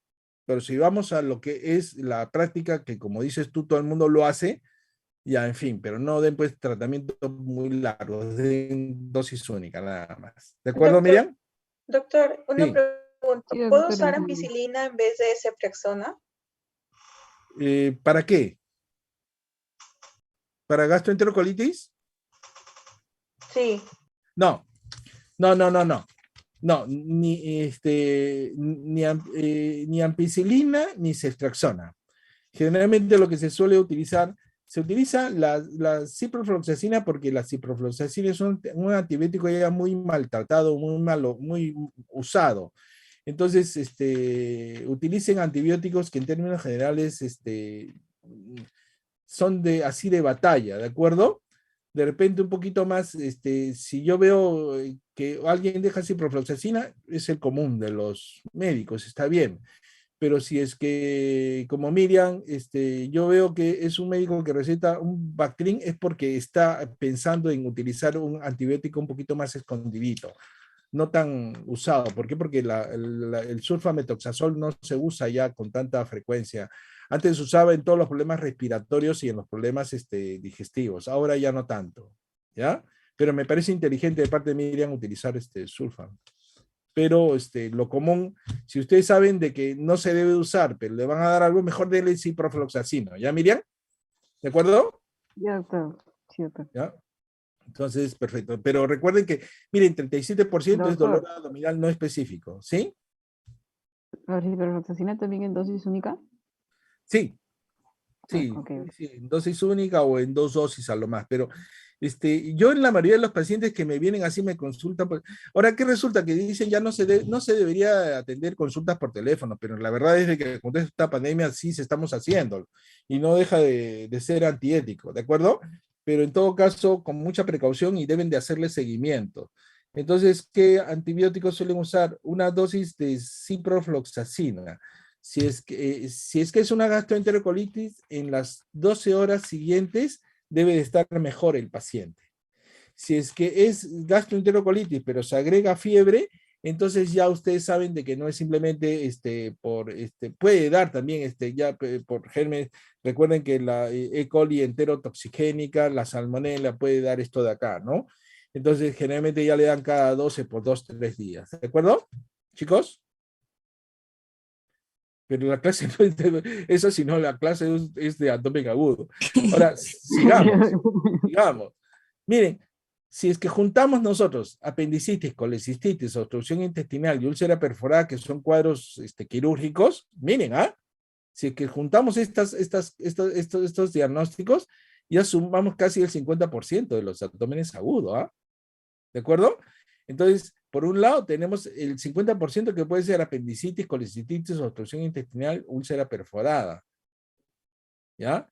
Y por el otro lado tiene ese 37% que puede ser dolor abdominal no específico. Entonces, la labor del internista es saber qué cosa es esto, si es que esto de acá es esto de acá o es algo que tiene que ir para cirugía. Ahora, hay que tener muy en cuenta, miren estos datos, si es que es menor de 50 o si es que es mayor de 50 años. Un dolor abdominal agudo en un menor de 50 es diferente que a uno de mayor de 50. Miren nomás, dolor abdominal inespecífico es más frecuente en los menores de 50 y sin embargo es más raro en los mayores de 50. Entonces, el dolor inespecífico suele ser de gente más joven, ¿de acuerdo? ¿Ya? Que como comen cualquier cochinada en la calle, entonces llegan con un dolor abdominal. En cambio, los viejitos que se cuidan, estos de acá no suelen llegar con dolores abdominales inespecíficos. Y miren, en los menores de 50 años, miren, la apendicitis casi 32%, en mayores de 50 es menos, ¿de acuerdo?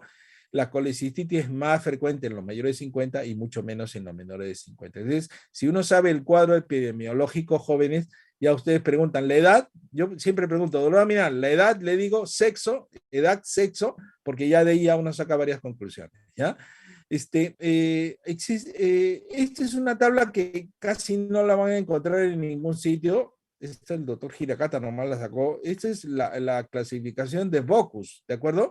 Este es un gastroenterólogo que tiene una clasificación que me parece que es útil.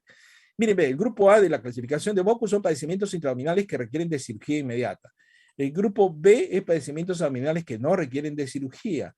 Y el grupo C es padecimientos abdominales que simulan un abdomen agudo. Entonces, yo creo que siempre hay que tener en cuenta, sobre todo un médico general, un internista, esta clasificación, puesto que en el grupo A este paciente no lo piense mucho, hay que mandarlo a cirugía. En el grupo B, padecimientos abdominales que no requieren de cirugía, que si bien siendo, son dolores abdominales, pero no requieren de cirugía. ¿Y qué pasa si es que ustedes se equivocan y mandan a este paciente a cirugía? ¿Qué va a terminar? Siendo operado, ¿no es cierto? ¿Ya? Y padecimientos abdominales que simulan un abdomen agudo. Entonces, me parece interesante esta clasificación, pero aunque ya Bocuse falleció, no la ha actualizado, sin embargo, yo creo que sí estaría bien, yo al menos actualizo algunas cositas. Padecimientos intraabdominales que requieren cirugía inmediata, apendicitis aguda, complicada, obstrucción intestinal con estrangulación, perforación de víscera hueca, perforación diverticular de colon, que sea Hinchey 3 o 4, perforación de ilion, cualquier perforación, ¿no? Colecistitis aguda complicada, las colangitis no jóvenes, porque las colangitis la primera opción es CEPRE, y como le digo, Bocuse trabajaba en una época donde no existía la CEPRE, por eso ponía colangitis, ¿ya? Aneurisma disecante de aorta abdominal, trombosis mesentérica, y causas ginecológicas, quiste de ovario torcido, embarazo ectópico roto, inguro, torsión testicular, todo eso de ahí requiere de cirugía inmediata. Pancreatitis aguda grave, necrohemorrágica, aunque vamos a ver que en la pancreatitis aguda grave al inicio no es quirúrgico. Traumatismos abdominales cerrados o abiertos con paciente hemodinámicamente inestable. Cirugía inmediata de emergencia, hemorragias intraabdominales exsanguinantes también. Cirugía de urgencia, también aquí tenemos perforación de víscera hueca, isquemia mesentérica, diverticulitis perforada, etcétera, etcétera, etcétera. Claro. Eso es cirugía urgente. La cirugía diferida que puede esperar toda esta diverticulitis de colon, colecistitis aguda estabilizada, colangitis aguda descomprimida por una CEPRE, plastrón apendicular no se suele operar, pancreatitis aguda biliar, etcétera, etcétera, etcétera. Como les decía, Osler ya nos dice.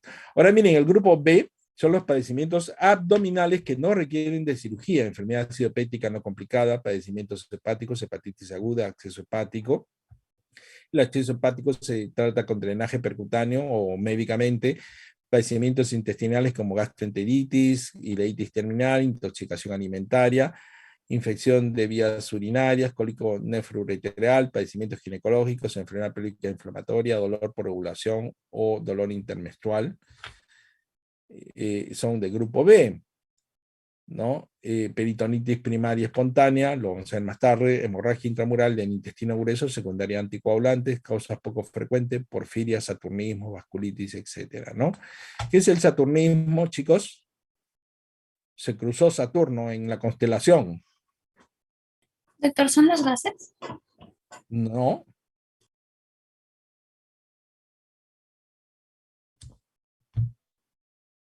Tic-tac, tic-tac, tic-tac, tic-tac, tic-tac.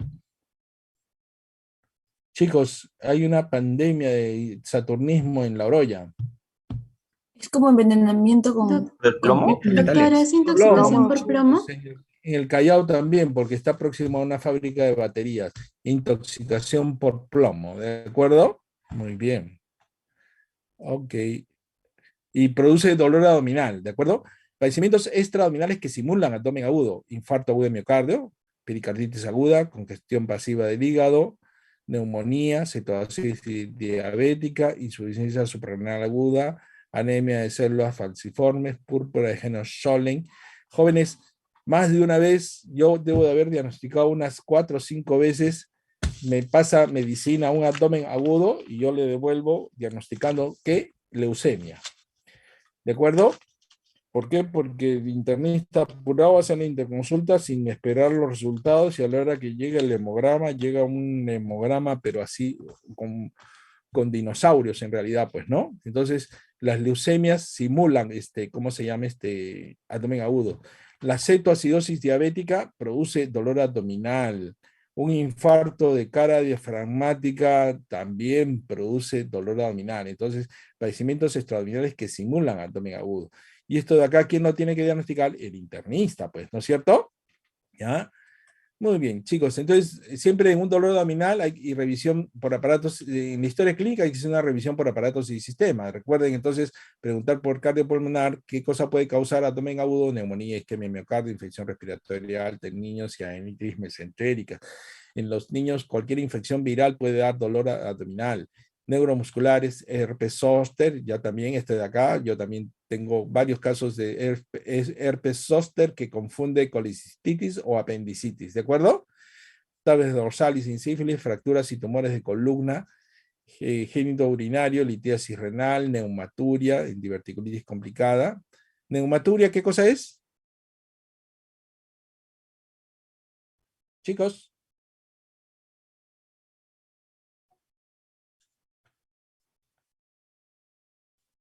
Que está Gas por la orina, gas por la orina. Expulsión de gas por la orina. Exacto, es decir, orina con gas, con aire, ¿no? Sí, y eso es debido a una diverticulitis complicada, es decir, se abrió el colon hacia la vejiga, ¿de acuerdo? Vascular, vasculitis autoinmunitaria, neurisma de aorta abdominal, hematológico, anemia falciforme, linfoma, leucemias, endocrino, cetoacidosis diabética, porfiria, crisis addisoniana, todo esto causa dolor abdominal.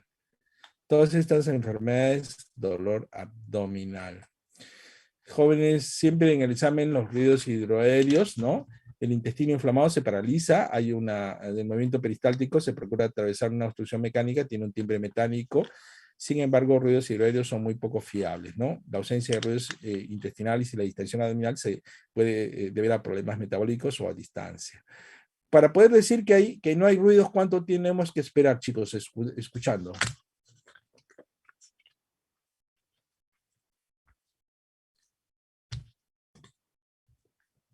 Clase de semiología. Pregunta de examen para mañana, no se los voy a decir, búsquenlo. Un minuto, doctor. No, la distensión abdominal puede deberse al líquido aire y puede estar intra o extraintestinal. El peor es sangre, la distensión abdominal siempre es un hallazgo importante, es un signo de alarma en la distensión abdominal, ¿de acuerdo? Palpación del abdomen, en caso del dolor abdominal, prepare el paciente para el examen, nunca sorprenda al paciente con una palpación inesperada y brusca, ya que así todos tendrán reacción peritoneal y terminarán en el quirófano. Es decir, cuando van a examinar un abdomen, jóvenes, que sean con cariño, pues, ¿ya? Primero se frotan las manos para que esté tibiecita y empiecen con mucho cariño, porque ya al paciente le duele y cualquier cosita que ustedes tocan, duele. Y hay pacientes que sacan el interno, el residente dice, doctor, tiene Malburne positivo, yo lo examino y no tiene nada de eso de ahí. Lo que pasa es que en lugar de palpar le mete un puñetazo en el cuadrante inferior derecho y ahí viene con dolor, ¿no? Instruya que le indique el punto de máximo dolor, si lo hubiera, empiece el examen por el lugar de menos dolor y de maniobras suaves hacia la palpación profunda. Se sorprenderá de la diferencia obtenida entre un examinador y otro. Un buen examinador, jóvenes, es así, delicado, paciente, ¿de acuerdo? Una clasificación de abdomen agudo ya quirúrgico, ya dejamos de lado abdomen agudo si es que es médico, si es que es quirúrgico. Los abdómenes agudos, cuando son quirúrgicos, se clasifican en inflamatorios, en obstructivos y en vasculares, ¿de acuerdo? Esa es la clasificación, la causa. Entonces, vamos a retroceder para ver algunas cositas. Dentro del abdomen agudo inflamatorio tenemos las apendicitis, las colecistitis, la obstrucción intestinal complicada, las hernias estranguladas y las perforaciones intestinales. Es decir, todo esto hay sufrimiento ya vascular o hay cierta infección. Apendicitis hay infección, colecistitis hay infección. Obstrucción intestinal complicada suele haber isquemia también, ¿ya? Pero hernias estranguladas, perforaciones intestinales. El obstructivo puede ser por vías y adherencias, obstrucción intestinal no complicada, hernias encarceladas, neoplasias digestivas obstruidas. Y las vasculares es cuando hay infartos en el intestino, hemorragias o hay aneurisma abdominal. ¿De acuerdo? ¿Ya? Abdomen agudo. ¿Cuándo operar? O no pensemos mucho, jóvenes, cuando el paciente, el dolor generalizado severo que no responde al tratamiento, el paciente con un dolor abdominal muy severo que no responde al tratamiento, tiene signos de SIRS, a sala de operaciones. Peritonitis generalizada, de causa también no definida, aire libre intraabdominal, siempre es quirúrgico, hemoperitoneo también, ¿no? Aunque el hemoperitoneo hoy en día, si es que tenemos tomógrafo y el paciente es estable, lo podemos observar. ¿Ah? Reacción peritoneal después de un trauma, aneurisma roto o infarto mesentérico, generalmente obstrucción intestinal complicada, germen de estrangulación. Esto de acá, cuando uno está en un hospital que no tiene muchos recursos, hay que actuar así. Cuando yo tengo recursos, de repente podemos pensar un poquito. Antiguamente, jóvenes, cuando yo era chiquito, todavía todo lo que llevaba un médico en un maletín servía para hacer diagnóstico. Hoy todo un hospital grandazo con radiografías, ecografías, tomografías, ya hay veces no basta para el diagnóstico y hay que estar insistiendo.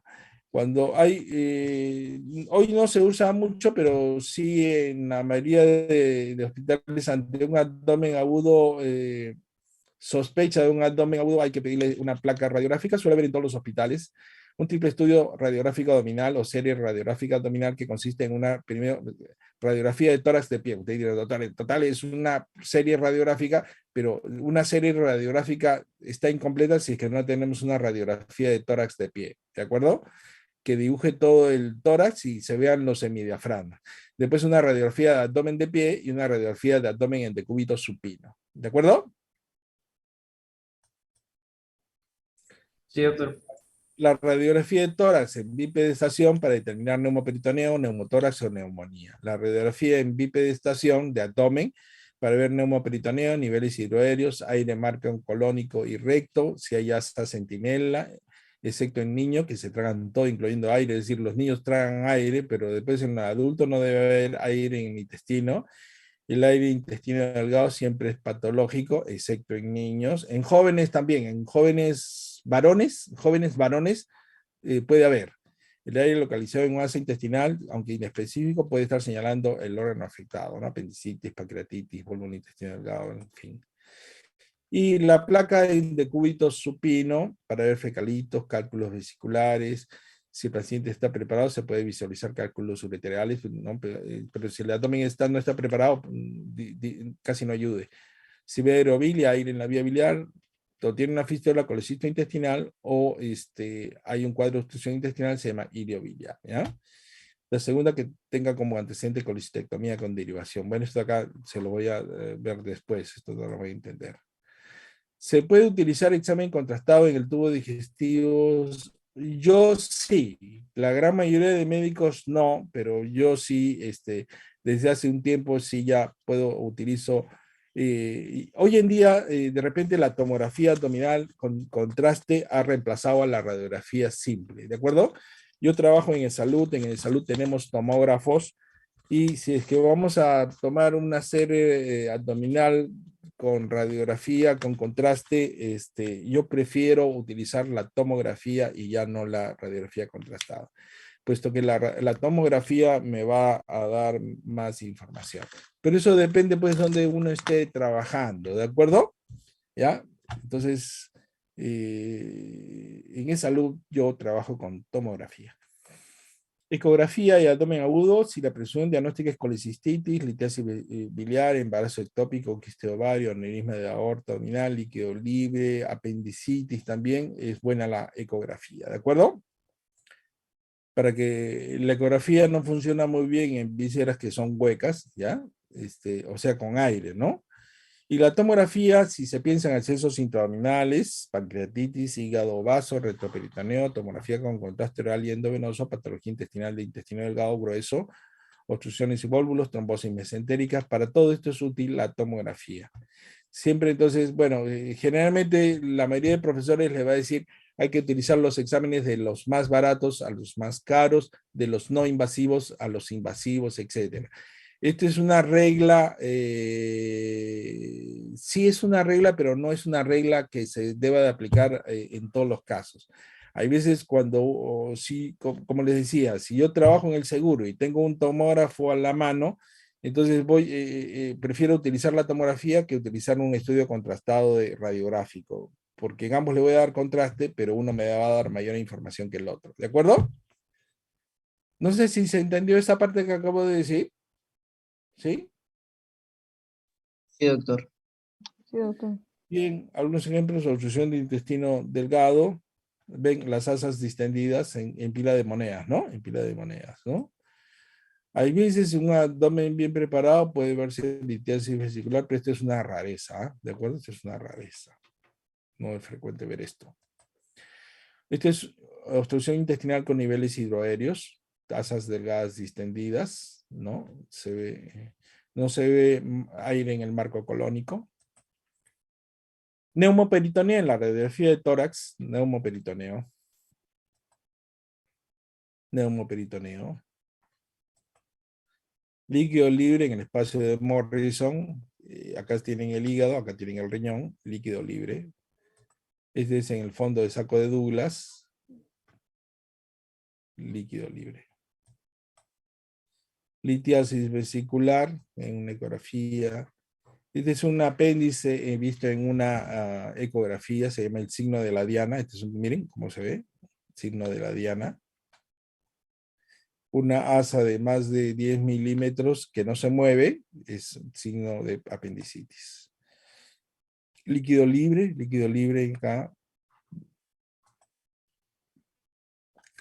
La causa más frecuente de apendicitis, entonces siempre hay que aplicar el score de Alvarado, lo vamos a ver cuando veamos apendicitis, pero ya más o menos vayan aprendiendo el score de Alvarado, es bastante útil para apendicitis. La cirugía, me decía a mí un residente, no hay nada oscuro bajo la luz de la cialítica diciendo de que hay que abrir a todos. Hoy en día hay que tener cuidados, no hay que ser un bisturí loco. Tenemos la opción de las cirugías, la laparotomía exploratoria, que es la cirugía muy antigua, convencional, y por otro lado tenemos la laparoscopía diagnóstica. Si es que no tenemos laparoscopía, hay que hacer laparotomía, pero si es que tenemos ambas, entonces podemos decidir entre la laparotomía y la laparoscopía.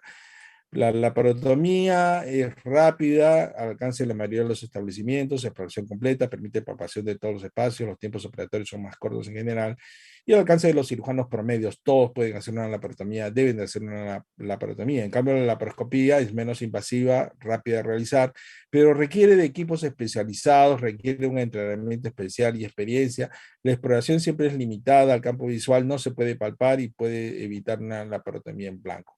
Ventajas y desventajas de cada una, hay que saberla utilizar, ¿de acuerdo? La laparotomía, todos los pacientes estables o inestables, hemorragias, todos los cirujanos titulados, si usted no lo hace, no lo va a hacer nadie y sí es su obligación, es decir, hay que hacer. En cambio, para hacer una laparoscopía, el paciente tiene que estar más o menos estable. Un paciente inestable no puede entrar en una laparoscopía, es mejor hacer laparotomía. No en sangrado graves, acá sin hemorragias. No si el equipo laparoscópico no es de buena calidad, no si no se tiene experiencia. ¿Y por qué les digo esto? Porque hay muchos cirujanos que si es que no tienen laparoscopio, no lo programan al paciente. Y eso está mal, pues, ¿no es cierto? Es decir, ya estoy hablando como viejo ya, porque me da cólera, hay veces tengo un contrario de que, ¿por qué no lo han programado? Porque no hay laparoscopio, doctor, pero entonces, ¿por qué no lo abriste? ¿No? ¿De acuerdo? Entonces, hay que tener. Yo siempre digo, jóvenes, que operar un abdomen agudo es como comerse una palta, ¿no? ¿Cómo sabes que te puedes comer una palta o no, Dayana? Dayana está en el hospital, creo, está ocupada. Karen. Doctor, palpándola primero porque si está suavecita es porque está listo para comer y luego la abres. Claro, ¿no? Pero si es que está muy blandita ya se pasó también, ¿no es cierto? Ah, sí, sí, claro. Claro, Claro. entonces uno con la mano tiene que saber que está a puntito, igualito. Un abdomen agudo, jóvenes también de experiencia, nos va diciendo si es que es un abdomen agudo, pero un abdomen agudo es como comerse una palta. Si es antes de tiempo, mal. Y si es después de tiempo, es peor todavía, ¿no? ¿De acuerdo, Karen? De acuerdo, Entonces, doctor. y eso se aprende estando en la emergencia, pues, ¿no? ¿De acuerdo? ¿Te mandan a comprar palta a ti, Karen? No. No. Sí, doctor. Si te mando a comprar una sandía, ¿cómo compras una sandía? Yo he visto que los señores le dan golpes para Para saber. saber si está buena, ¿no? Ajá. ¿Cómo tiene que sonar? No Como sé, hueco. ese es. Ah, hueco. Sordo Hueco o no, algo así. tiene que sonar como si es que estuviera llena de agua, ¿de acuerdo? ¿Ya? Ujú. Bien, ¿ves? Eso se aprende haciéndolo, no hay otra forma. La laparoscopía, jóvenes, es bueno, se ve de todo. Hay controversias en el diagnóstico de un abdomen agudo, ¿no? Los datos clínicos, test de laboratorio, pruebas radiológicas, ecografías, tomografías computarizadas, todo facilitan el diagnóstico del abdomen agudo en la mayoría de los casos.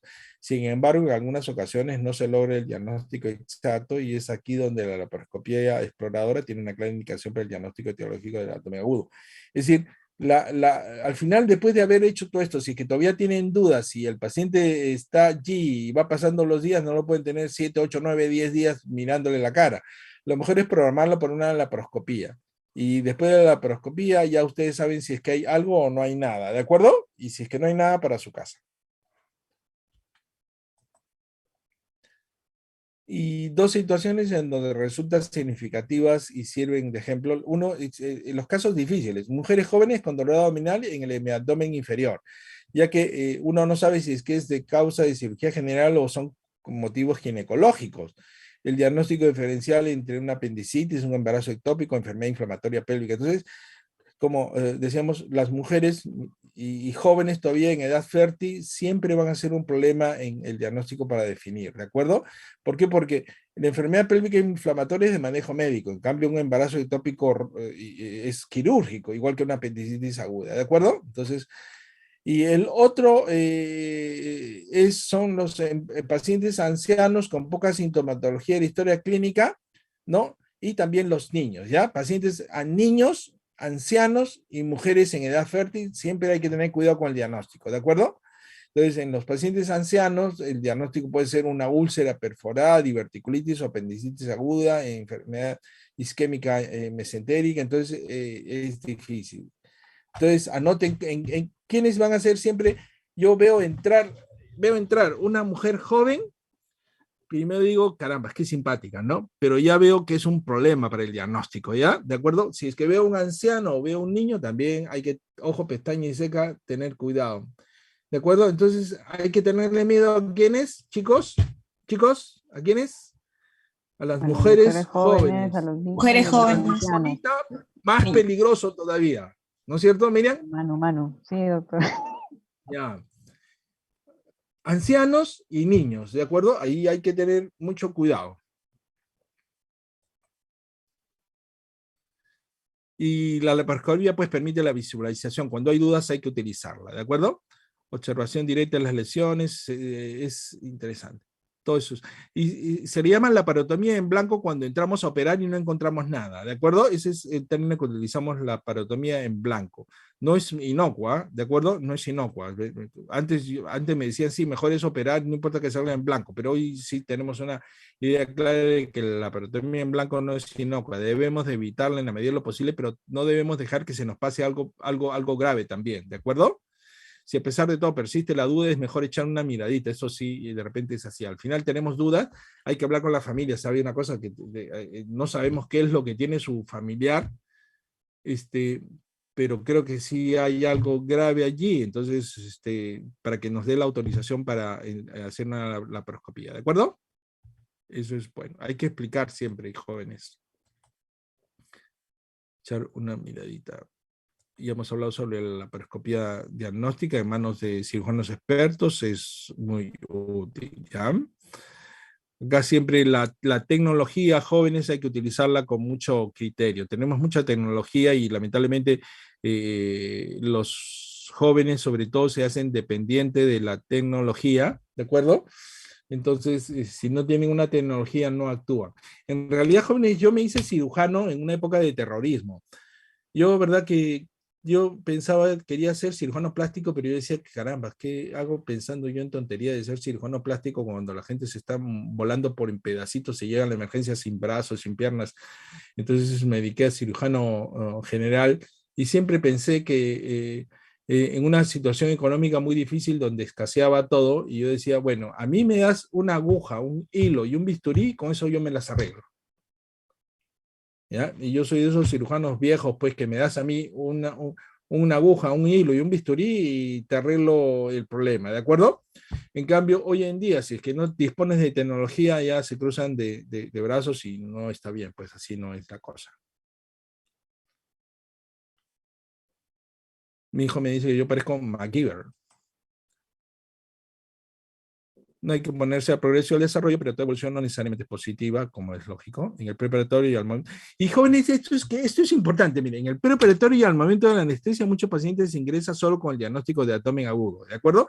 A veces entramos a la sala de operaciones y todo el mundo se reúne para ver qué cosa es, ¿ya? Pero como dicen que no hay nada oscuro bajo la luz de una cialítica, al final tenemos que salir con un diagnóstico. No puede ser que el postoperatorio sea abdomen agudo, no. Entramos con un diagnóstico de abdomen agudo, pero al momento de salir, muchos pacientes salen con un diagnóstico aclaratorio. Ya no es abdomen agudo, era una apendicitis, era una trombosis mesentérica, era una colecistitis, era una pancreatitis, era una diverticulitis, algo, ¿de acuerdo? Muchos pacientes salen con un diagnóstico aclaratorio de los motivos que motivaron su necesaria operación, y hay veces que resulta que nos equivocamos, y otros, menos mal que la minoría, de lo que motivó su innecesario ingreso al quirófano. De repente, ¿qué resulta? Que era una hepatitis, y las hepatitis no se operan. Las pancreatitis agudas leves tampoco se operan, y sin embargo ya lo metimos a sala de operaciones. Y los cirujanos es así como aprendemos a ser cada vez más humildes de los errores. El cirujano infalible es el que nunca opera. Jóvenes, cuando yo me equivoco, es tan grande mi equivocación, jóvenes, que es imposible ocultarla. El internista puede ocultar sus equivocaciones, porque puede echarle la culpa a un montón de cosas, a los análisis, que el laboratorio no trabaja bien, que esto y lo otro, que el ecografista no sabe hacer ecografías. Pero jóvenes, los errores del cirujano son así enormes. Y lo veo yo, lo ve la enfermera, lo ve el ayudante, lo ve el anestesiólogo, ¿de acuerdo? Y hay que aprender a reconocer sus errores.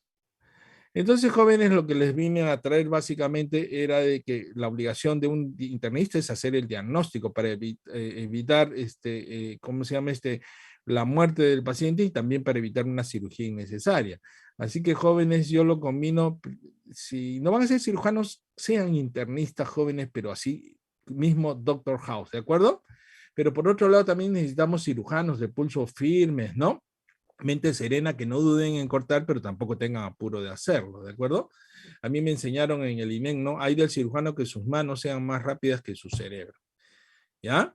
Bien, jóvenes, con toda la tecnología que disponemos hoy en día, con todo el equipo quirúrgico de primeras, entonces descifrar el enigma del abdomen agudo no debe de ser un problema muy grande.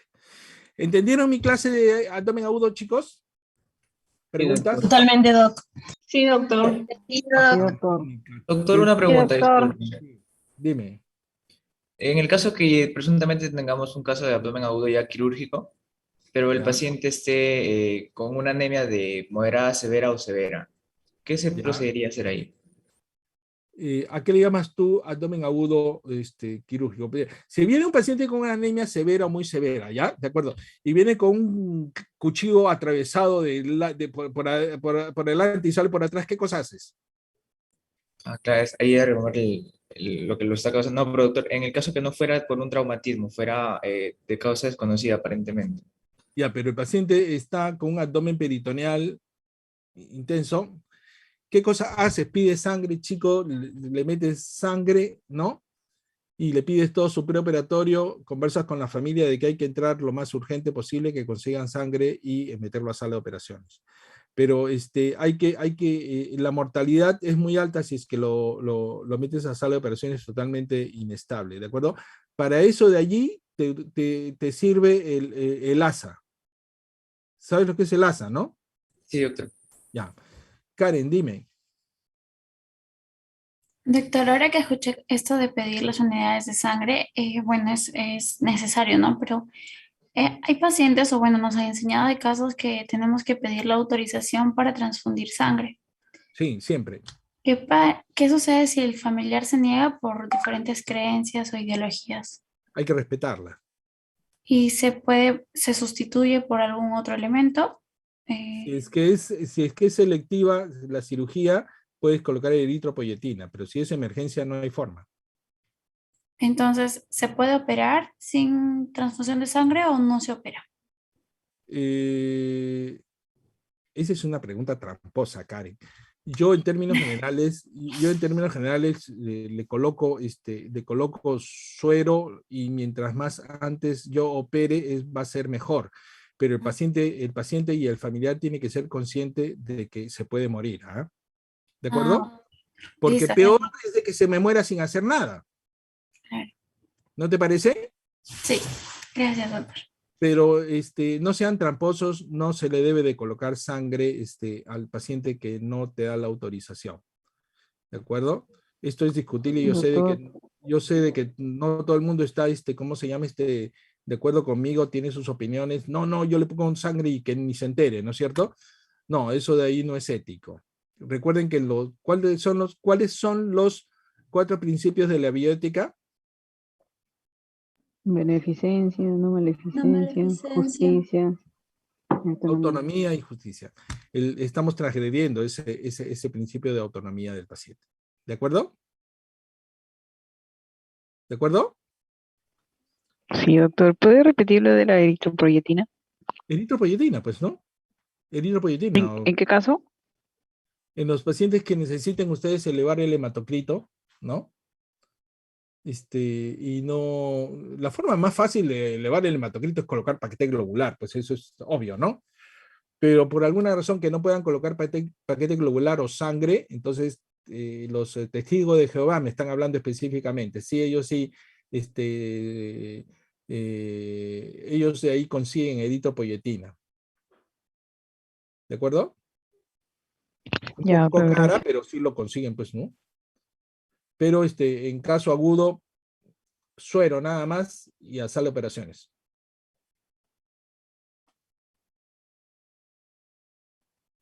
Chicos, nos queda 20 y tantos minutos, rapidito. Peritonitis. Uno de los objetivos en el enfoque diagnóstico de un abdomen agudo es descartar que estemos frente a una peritonitis que puede poner en riesgo la vida del paciente. Y es lo más difícil esto de acá.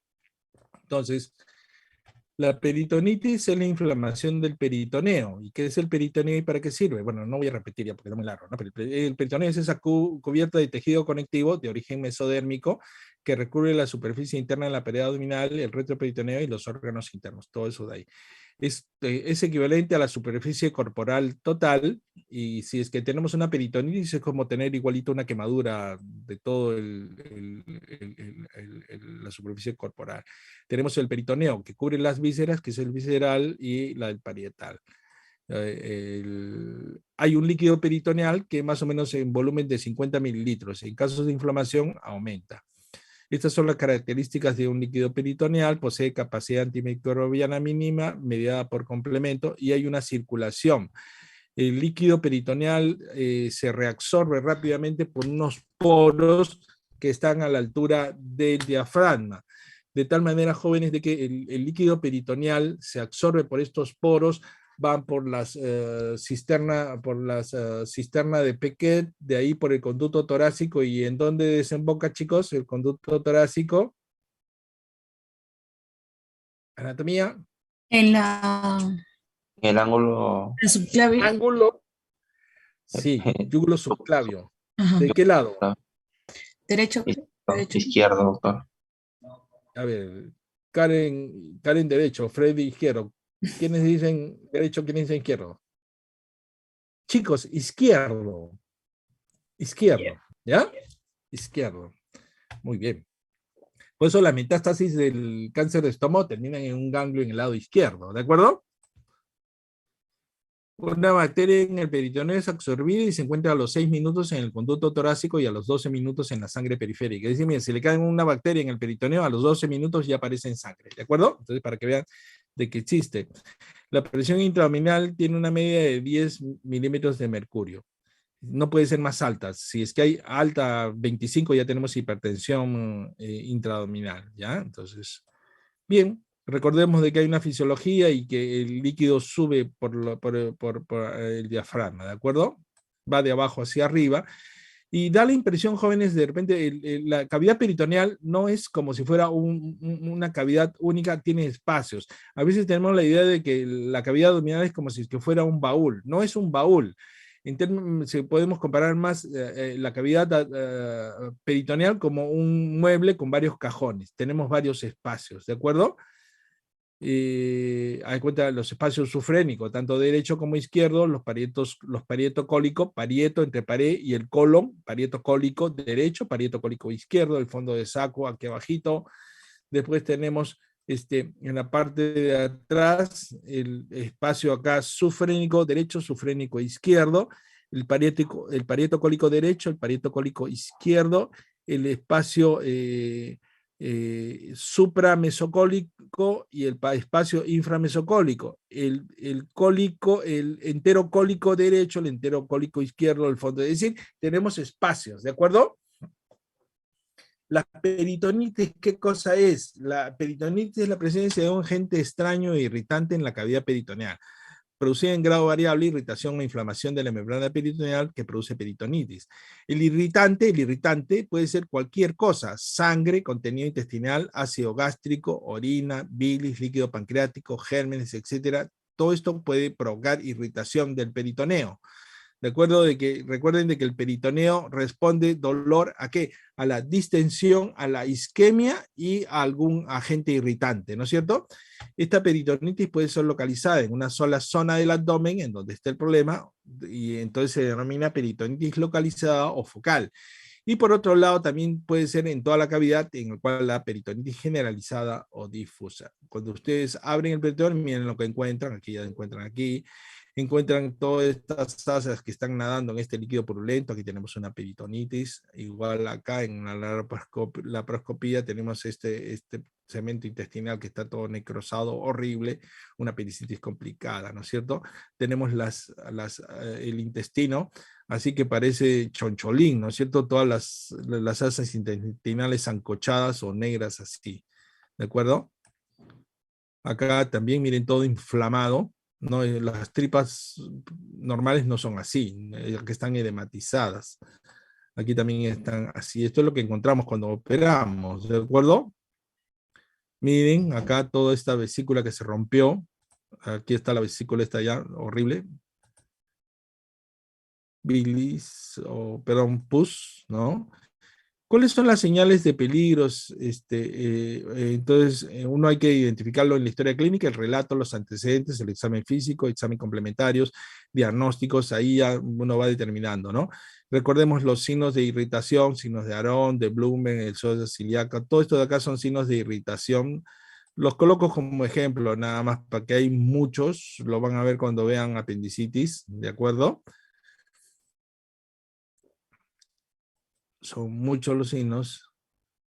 Algunos tienen un buen número de epónimos, por supuesto, ¿no? Pero en verdad que son demasiados los epónimos. Se los coloco ahí para fastidiarles, pero en fin, léanlos.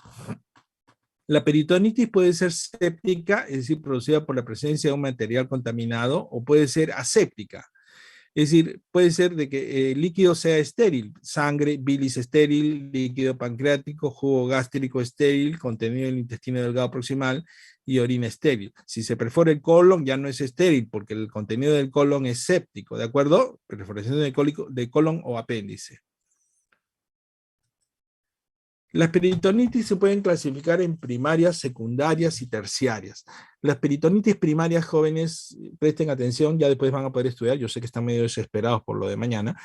Pero las peritonitis primarias son cuadros raros, entre 1 o 2%, son raras, y la contaminación bacteriana es por vía hematógena, y siempre se producen característicamente en un tipo bien especial de paciente, en cirróticos o en pacientes nefrópatas.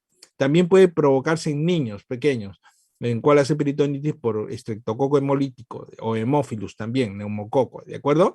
Pero lo que deben de recordar es que si sospechan una peritonitis primaria, porque es un niño, porque es un cirrótico, porque es un nefrópata, el tratamiento es médico. Las peritonitis primarias generalmente son monobacterianas debido a un germen, y el manejo es médico. No se operan, no se operan. Repitan conmigo, no se operan. Karen, ¿de acuerdo? Peritonitis primaria, no se operan. ¿Qué cosas se le da? Tratamiento médico. En niños cefotaxima, en adultos también cefotaxima, ¿de acuerdo? Ahí se los dejo, jóvenes, para que lo estudien, ¿de acuerdo? Pero no se operan. En cambio, las peritonitis secundarias son la gran mayoría de peritonitis y se deben a procesos inflamatorios e infecciones, y es lo común: apendicitis, diverticulitis complicadas, trauma abdominal, perforaciones de cualquier parte del tubo digestivo, perforaciones de úlceras, ruptura o estallamiento de una víscera hueca después de obstrucción o de estrangulamiento, después de trauma. Entre el 10 y el 20% de la peritonitis